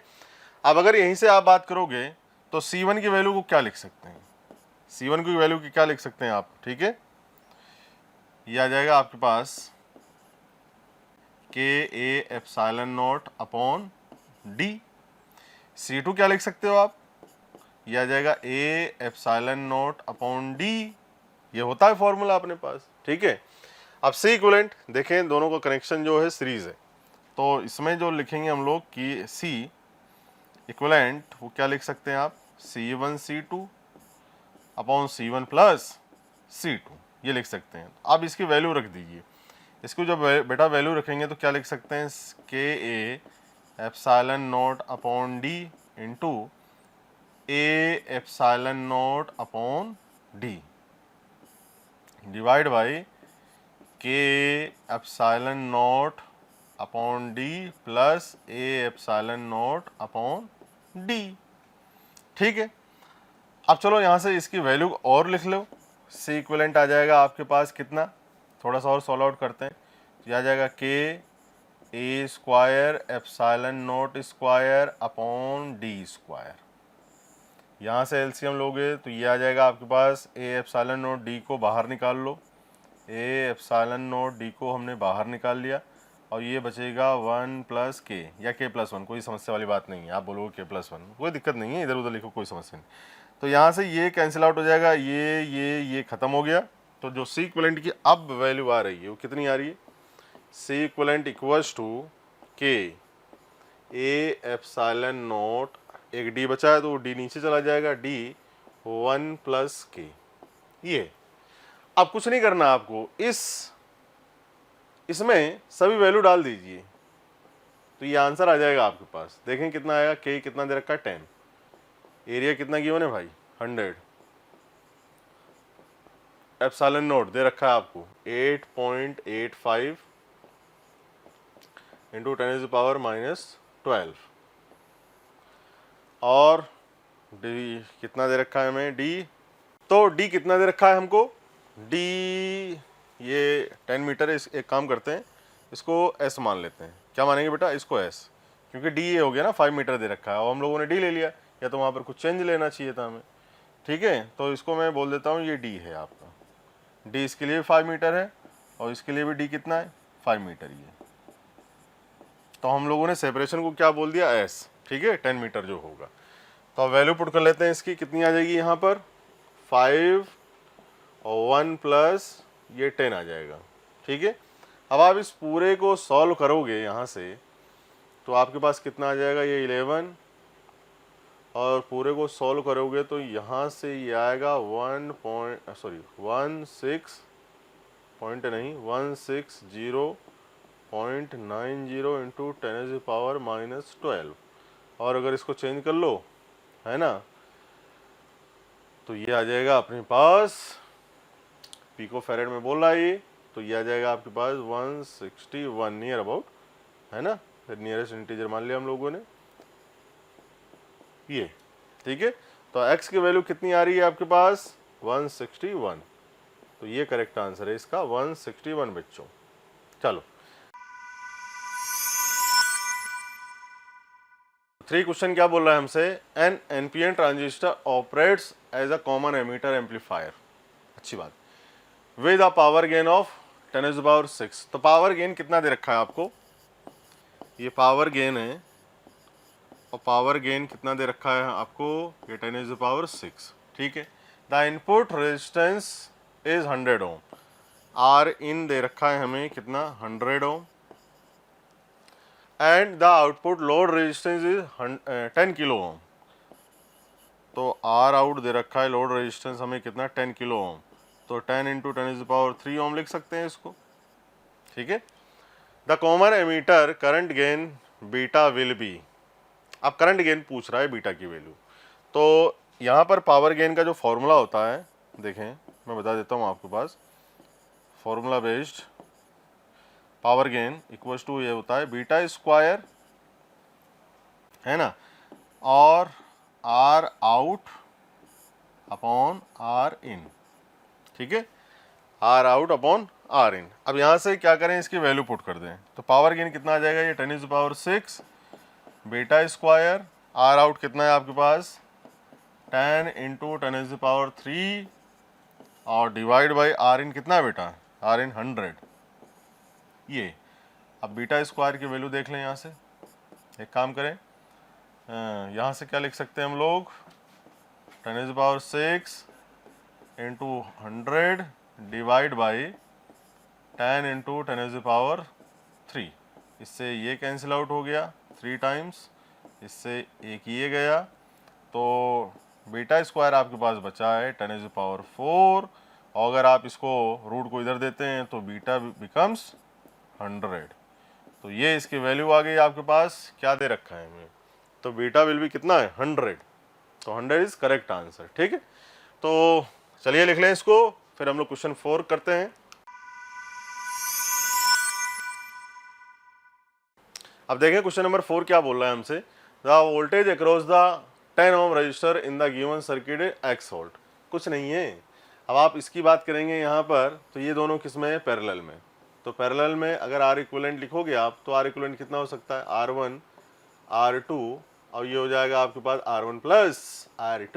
बहुत ही सिंपल पेपर है, देखें तो ये आ जाएगा 50 × 20 डिवाइड बाई 50 प्लस 20, कितना हो गया ये हो जाएगा 1000 डिवाइड बाई 70, इससे ये कैंसिल आउट हो जाएगा, और आर इक्विवेलेंट आ जाएगा आपके पास कितना 100/7। ये वाला आर इक्विवेलेंट नहीं है कि पूरे से लिख दिया ना, ये इन दोनों से है सिर्फ, ठीक है। अभी दूसरा भी लिखेंगे, तो यहाँ पर क्या बन जाएगा आपके पास, एक रेजिस्टेंस आ जाएगा यहाँ पर, अगर मैं बनाऊँ इसको तो देखें ये एक, और यहाँ पर एक, ये बैटरी लगी हुई है आपको 170 वोल्ट की, तो इसका रेजिस्टेंस आया 107, और इसका कितना दे रखा है आपको 10, और ये 170 वोल्ट की आपके पास बैटरी है। अब एक काम करें, इन दोनों से भी क्या निकाल लें, इन दोनों से भी आर इक्विवेलेंट कैलकुलेट कर लें, सीरीज में है दोनों, तो ये आ जाएगा आपके पास आर इक्विवेलेंट डैश, कितना हो जाएगा यहाँ से 10 + 100/7, तो ये आ जाएगा आपके पास, ये एलसीएम लोगे तो 70 हो जाएगा, और 100 + 70 170 डिवाइड बाई 7, तो ये आर इक्विवेलेंट आ गया पूरे सर्किट का, पूरे सर्किट का आर इक्विवेलेंट आ गया।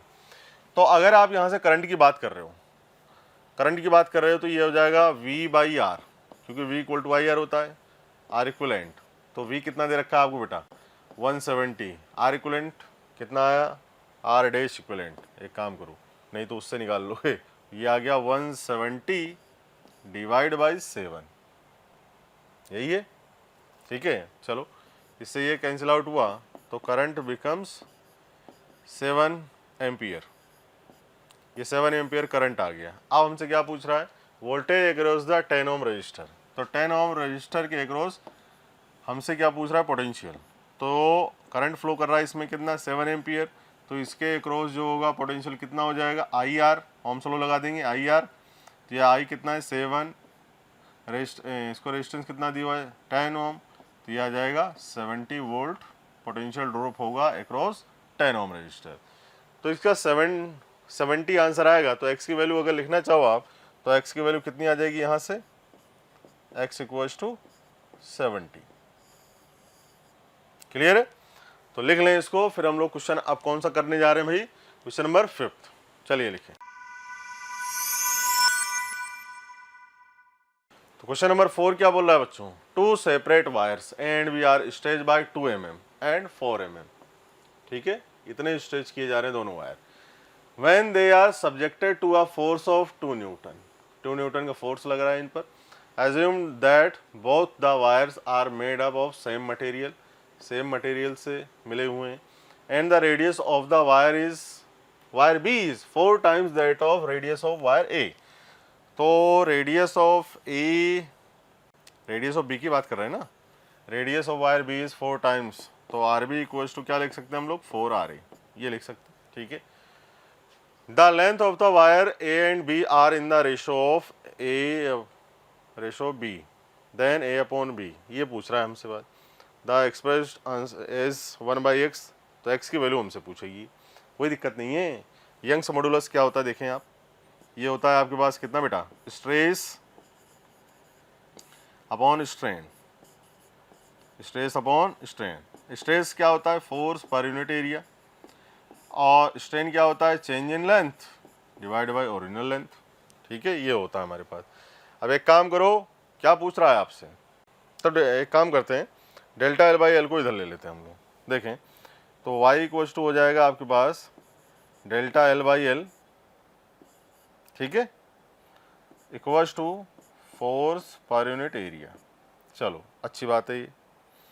तो यहाँ पर अगर हम लोग बात करें तो फॉर्मूला क्या आएगा लेंथ का, देखें ये आ जाएगा, इसको नीचे ले जाओ, एफ अपॉन ए वाई डेल्टा एल। एक मिनट, ये नहीं आएगा, ये नहीं आएगा, ये नहीं आएगा, एल तो नीचे है ना, तो एल को इधर ले जाओ, इसको इधर ले जाओ, तो ये आ जाएगा L Y A delta L divide by F, ये आएगा भाई। अब यहाँ से दोनों का रेशो निकाल लो, डिवाइड लगा दो दोनों का, तो हम लोग क्या लिख सकते हैं, l A divide by L b equal to y, तो y area pi r A square into delta L a और फोर्स एफ ए, और यहाँ पर तो यहाँ पर आ गया l a equals to y pi r A square delta L a और डिवाइड बाई एफ। दूसरा आप लिख सकते हो y pi r B square, small b लगा लें क्योंकि स्मॉल बी लिया पहले, और डेल्टा एल बी, ठीक है, ये स्मॉल है, अपॉन एफ। इससे ये कैंसिल आउट हो गया, यंग मॉडुलस से ये पाई से पाई कैंसिल आउट हो गया, और आपके पास क्या आ जाएगा, R A square delta L A divide by आई R B square, sorry R B square delta L B. अब एक काम करना है, इसके अंदर क्या पुट करना है बेटा, वैल्यू पुट करनी है, तो वैल्यू पुट कर देते हैं हम लोग। आर ए स्क्वायर और डेल्टा एल ए क्या दिया हुआ है 2 mm, ये 2 है ना, आर बी कितना गिवन है, आर बी की वैल्यू है 4 आर ए, तो आ जाएगा आपके पास 4 आर ए का होल स्क्वायर, ठीक, और इंटू ये 4 mm, तो इससे ये कैंसिल आउट हो गया 2 टाइम्स, और सॉल्व कर लेते हैं हम लोग, क्या आएगा यहाँ से, L A divide by L B equals to R A square, और इसको ओपन करोगे तो 16 आर ए स्क्वायर इंटू 2, जो कट के बचा हुआ है हमें, आर ए स्क्वायर से आर ए स्क्वायर कैंसिल आउट, और 16 2 जा 32, तो ये आ गया 1/32। अब यहाँ से क्या दिया गिवन है, देन ए अपॉन बी हमें दे रखा है कितना, 1/x, तो हमसे क्या पूछा गया, वेयर x इज, तो x की वैल्यू कितनी लिख सकते हैं हम लोग, x की वैल्यू आएगी भाई 32, तो करेक्ट आंसर है अपने पास कितनी, 32, ठीक। चलिए इसको लिखें। अब क्वेश्चन नंबर 6 क्या है, a bullet of mass 0.1 kg is fired on a wooden block to pierce through it, but it stops after moving a distance of 50 centimeter into it. If the velocity of the bullet before hitting the wood is 10 meter per second, then उसके बाद क्या हो रहा है यहाँ पर, and is slow down with uniform deceleration, then the magnitude of effective retarding force on the bullet is x Newton. The value of x to the nearest integer is. अब यहाँ से देखें तो यहाँ पर कहानी ये है कि बुलेट जिससे मूव कर रही है उसकी स्पीड है बुलेट की कितनी बेटा, ये 10 मीटर पर सेकेंड, ठीक है, मतलब इसको हिट करने से पहले इसकी स्पीड कितनी है, 10 मीटर पर सेकेंड। अब जैसे ये इसको हिट करती है तो अब देखना यहाँ पर जो बुलेट की स्पीड है वो कितनी है, 10 मीटर पर सेकेंड। अब जो हिट करने के बाद इस पर एक रिटार्डेशन काम करेगा अपोजिट डायरेक्शन में, उसकी वैल्यू हमें बिल्कुल भी पता नहीं है, दे रखी है क्या, नहीं दे रखी है, ठीक है। उसके बाद देन यहाँ से लेकर यहाँ तक मूव करने के बाद क्या हो जाता है, स्टॉप हो जाती है। कहने का मतलब इस बुलेट की स्पीड, जैसे बुलेट यहाँ पर आ गई, पहुँच गई भाई, यहाँ पर इसकी स्पीड क्या हो जाएगी, 0, स्टॉप हो गया नहीं, है ना। तो फोर्स पूछ रहा है कितना फोर्स इस पर एक्ट करेगा, कहने का मतलब हमें क्या करना है, ये रिटार्डेशन मतलब एक्सेलरेशन क्या कैलकुलेट करना है अपन को।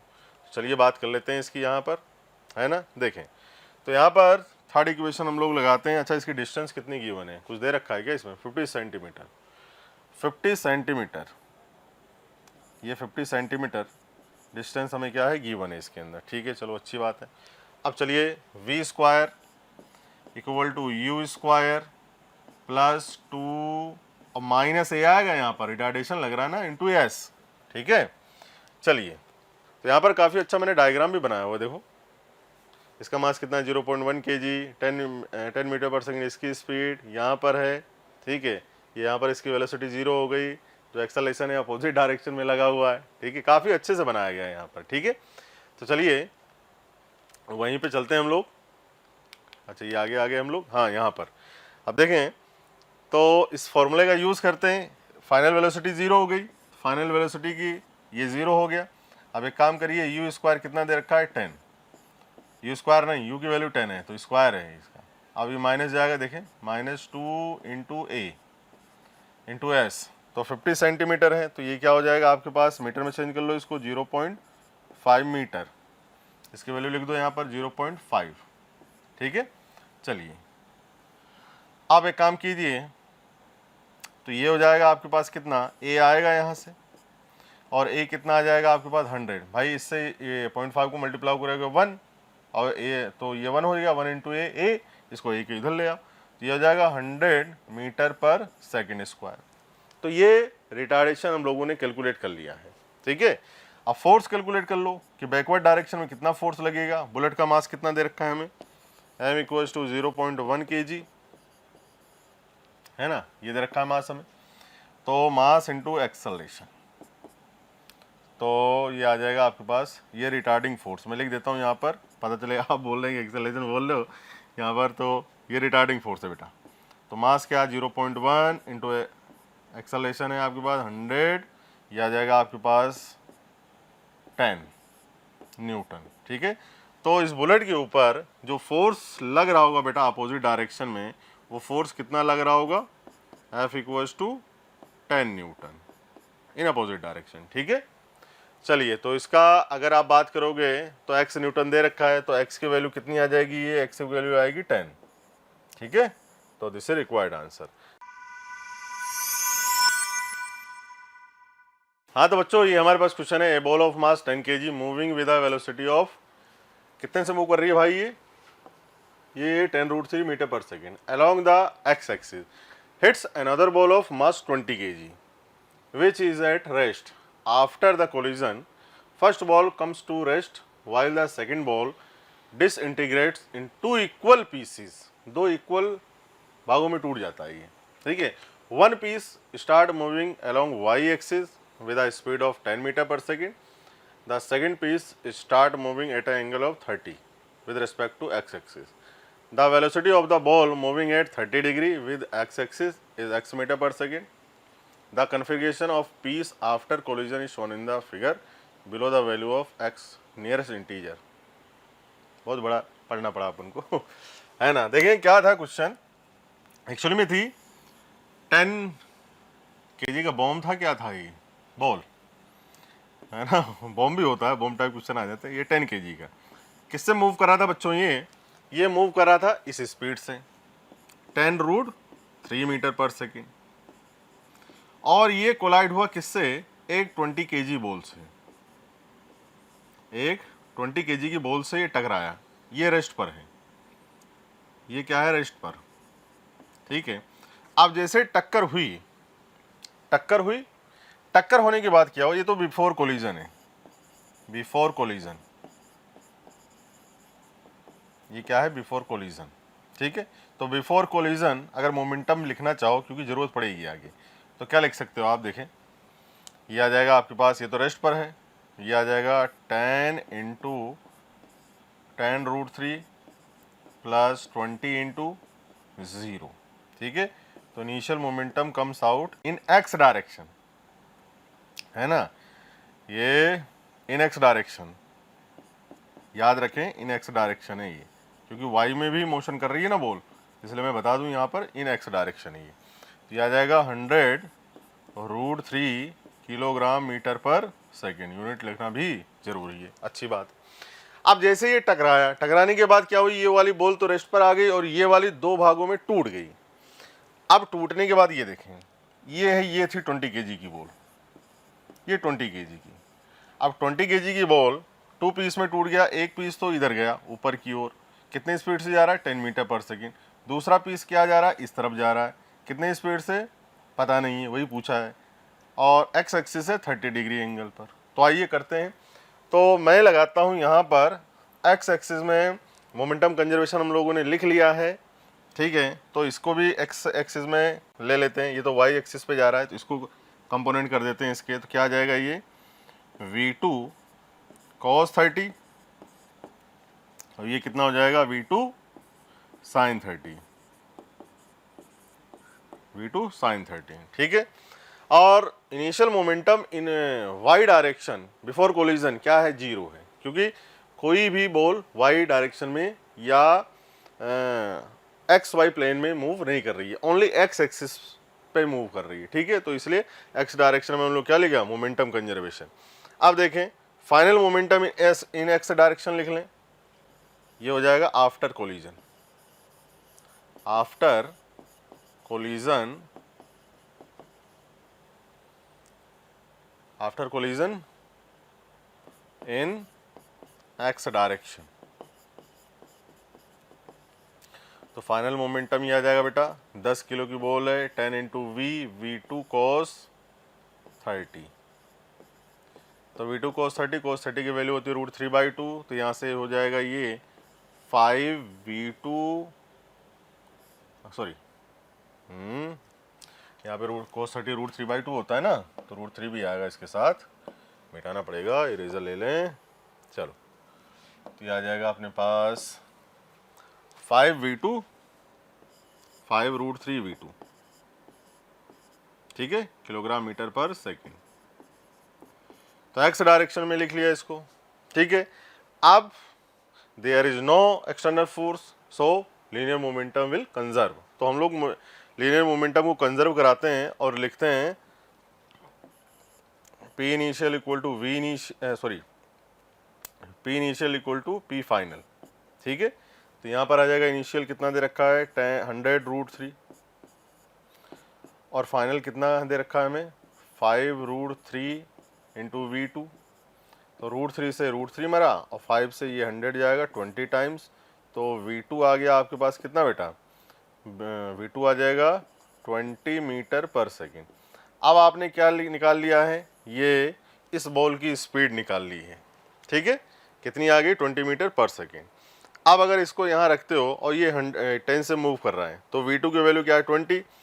तो 20 sin 30 1/2 से 20 कटेगा 10, तो 10 से ये जा रही है, तो 10 से ये जा रही है, तो इस डायरेक्शन में मोमेंटम क्या हो जाएगा, 0। पहले भी 0 था, अभी भी 0, तो खत्म। तो आंसर क्या आएगा आपके पास, 20 मीटर पर सेकेंड, ठीक है। तो नियरेस्ट इंटीजर ये हमें x, the value of x, तो वैल्यू ऑफ x कितनी है आपके पास, 20, ये है अपने पास, ठीक है। तो दिस इज करेक्ट आंसर। चलिए, ये क्वेश्चन नंबर 8 हमें क्या दे रखा है, ये डायग्राम दे रखा है जिसमें हमें चार्ज इतना दिया हुआ है, ठीक है, कैपेसिटेंस इतनी दी हुई है हम लोगों को, और इसका रेजिस्टेंस इतना दिया हुआ है, ठीक है। चलिए, तो ये 5 मेगा ओम है आपके पास, ठीक है। चलिए, तो क्या बोल रहा है question, the circuit shown in the figure consist of a charge capacitor of capacity 3 microfarad and the charge of 30 microcoulomb and the time t equals to 0 when the key is close, जब हम लोग key को क्या कर देते हैं, close. The value of current flowing through the 5 mega ohm resistor is x microampere. तो बात कर लेते हैं इसकी। तो ये एट टी टाइम पर जो हमारे पास फॉर्मूला होता है Q equals to Q e की power minus T by R C, ठीक है। अब यहाँ पर क्या पूछ रहा है, करंट। तो इसको क्या लिख सकते हैं हम लोग, डिफ्रेंशिएट कर दो टाइम के रिस्पेक्ट में, ये आ जाएगा D Q by D T. तो क्या लिख सकते हैं, ये आ जाएगा आपके पास Q बाई आर सी और e की power minus T by R C, ठीक है। At T equals to 0, T equal to 0 की बात कर रहा है, तो इसकी वैल्यू यहाँ पे 0 रख दें तो ये आ जाएगा Q बाई आर सी और e की power minus of 0 upon R C, ठीक है। तो ये पूरी के e की पावर 0 1, ठीक है। तो ये हो जाएगा ख़त्म यहाँ से। तो ये आ जाएगा आपके पास कितना, Q बाई आर सी। आप कुछ नहीं करना है, इसके अंदर वैल्यू पुट करें तो वैल्यू आ जाएगा Q की कितनी, 30, R 5 इंटू 10⁻⁶ इंटू 3, तो इससे ये कैंसिल आउट हो गया, ठीक है। इससे ये टाइम्स, सॉरी ये 10 को इससे कैंसिल करते हैं 5 से, ये 2 टाइम्स, ये आ जाएगा आपके पास कितना, 2 इंटू 10⁻⁻6 एम्पियर, ठीक है। ये आ गया करंट, ठीक है। और आपसे किस में पूछ रहा है ये, तो ये आ जाएगा 2 माइक्रो एम्पियर, क्लियर है। तो आंसर क्या आ जाएगा, एक्स दे रखा है क्या, हाँ एक्स दे रखा है, एक्स माइक्रो एम्पियर। तो एक्स की वैल्यू क्या आ जाएगी यहाँ से, 2, ये रिक्वायर्ड आंसर है, ठीक है। चलिए देख लेते हैं, सॉल्यूशन भी आपको गिवन है, ये देखें सब कुछ दिया हुआ है इसके अंदर, क्लियर है। तो आंसर इज 2। चलिए 9 नंबर क्वेश्चन की बात करते हैं। A person is swimming with the speed of 10 metre per second at an angle of 120 degree with the flow and reaches to a point directly opposite. कहने का मतलब कंसेप्ट पे हम लोग चलें तो कंसेप्ट ये होता है, अगर आप यहाँ हो और आपको ये पी पॉइंट पर हो और आपको कहाँ पहुँचना हो बेटा, क्यू पॉइंट पर। अगर आपको डायरेक्टली पहुँचना हो, इस क्यू पॉइंट पर आपको डायरेक्टली पहुँचना हो यहाँ पर, तो ये मिनिमम टाइम लगता है इसमें। बट अभी रिवर का फ्लो किधर है, इस डायरेक्शन में, वेलोसिटी ऑफ रिवर, और आप किस तरफ स्विम कर रहे हो, 120 degree with the flow of river, ठीक है। और कितनी स्पीड से, 10 मीटर पर सेकेंड, ठीक है। तो ये एंगल अगर 120 डिग्री है तो ये कितना है बेटा, 90, तो ये कितना हो जाएगा, 30। अब कंसेप्ट ये कहता है कि अगर आपको इस पॉइंट से और डायरेक्टली अपोजिट क्यू पॉइंट पे पहुंचना हो, तो आपकी ये वाली जो वेलोसिटी है वो क्या होनी चाहिए, इक्वल, कि ओनली इसी डायरेक्शन में आपकी स्पीड होनी चाहिए। तो हम लोग करते हैं, 10 का एक कंपोनेंट इधर कर लेते हैं, ये आ जाएगा 10 sin 30। अब 10 sin 30 किसके बराबर होना चाहिए, इसके, तभी आप डायरेक्टली पहुंच पाएंगे, नहीं तो आप इधर भी पहुंच सकते हैं और अपोजिट इसके इस तरफ भी पहुंच सकते हैं। अगर ये दोनों इक्वल हैं तो आप डायरेक्टली क्यू पॉइंट पे पहुंचेंगे पी से। sin 30 equals to velocity of river. अब 10 इंटू साइन 30 कितना होता है, 1/2, ये वेलोसिटी ऑफ रिवर, इससे ये गया 5, तो velocity of river comes out 5 metre per second, ये वाली। अब यहाँ पर x की वैल्यू जो है, x की वैल्यू कितनी बेटा, x की वैल्यू है आपके पास 5, तो this is required answer, clear है। बहुत सिंपल पेपर है। चलिए क्या दे रखा है 10 नंबर क्वेश्चन बच्चों, ए particle perform simple harmonic motion with a period of 2 second. इसका टाइम पीरियड आपको गिवन है कितना बच्चों, ये दे रखा है आपको 2 सेकेंड, ठीक है। The time taken by the particle to cover a displacement equal to half of the its amplitude. इसके एम्पलीट्यूड का आधा डिस्प्लेसमेंट कवर करता है from the mean position is 1/a second, ठीक है। अब देखें कहने का मतलब ये दे रखा है आपको, कंसेप्ट पे चलते हैं कि ये आपकी क्या है, मेन पोजीशन, ये मेन पोजीशन है और पार्टिकल यहाँ से इसका एम्पलीट्यूड क्या है बेटा ए, ठीक है, इसी डायरेक्शन की बात कर लेते हैं। अब ये यहाँ से चला है और यहाँ तक पहुँचा है, मतलब ये a/2 पर यहाँ से, ठीक है, और मीन से चला है। तो इसके लिए इक्वेशन जो होती है आपके पास SHM की क्या होती है, a sin omega t plus phi nought. अब पार्टिकल क्या है, मीन पोजीशन से चला है तो फाई नॉट क्या हो जाएगा, 0, ठीक है, और x की वैल्यू क्या आ जाएगी, a/2, तो वो भी प्लस के, है ना। तो ये आ जाएगा आपके पास a/2 a sin omega t। अब a से a कैंसिल आउट, 1/2 sin 1/2 कहाँ पे होता है, π/6 पे, इक्वल्स टू ये ओमेगा टी आ जाएगा। और ओमेगा टी की वैल्यू क्या लिख सकते हो आप, 2π/t, और t कितना है आपके पास, 2π/t पूरा लिख देता हूँ मैं, और into t small t into π/6। अब देखो π/6 से पाई से पाई ख़त्म हो गया, रखें यहाँ पर, तो ये आ जाएगा t 2/2, ये 2/2 और ये π/6, सॉरी पाई तो ख़त्म हो गया ना, 1/6 आएगा, ये 1/6 आएगा, 2 से 2 कैंसिल आउट हो गया, तो जो t की वैल्यू आ रही है वो 1/6 सेकेंड, मतलब यहाँ से लेकर इसको यहाँ तक जाने में कितना लगेगा, 1/6 सेकेंड। तो अगर a की वैल्यू पूछो आप, 1/8 सेकेंड दे रखा है, तो a की वैल्यू क्या आ जाएगी यहाँ से, 6। तो this is correct answer for this question. ये हमने 18 मार्च का बेटा शिफ्ट 1 मॉर्निंग शिफ्ट वाला पेपर डिस्कस किया। होप आपको बढ़िया से समझ में आया होगा, काफ़ी अच्छे से हम लोगों ने इसको डिस्कस किया, हर एक पॉइंट की यहाँ पर चर्चा की। पेपर बहुत सिंपल है ना, तो इसमें आपको भी लगा होगा 100% मार्क्स आपके आए होंगे, है ना। तो चलिए इसी शुभकामनाओं के साथ आपसे मैं विदा लेता हूँ, ठीक है, टेक केयर, बाय बाय, चलिए।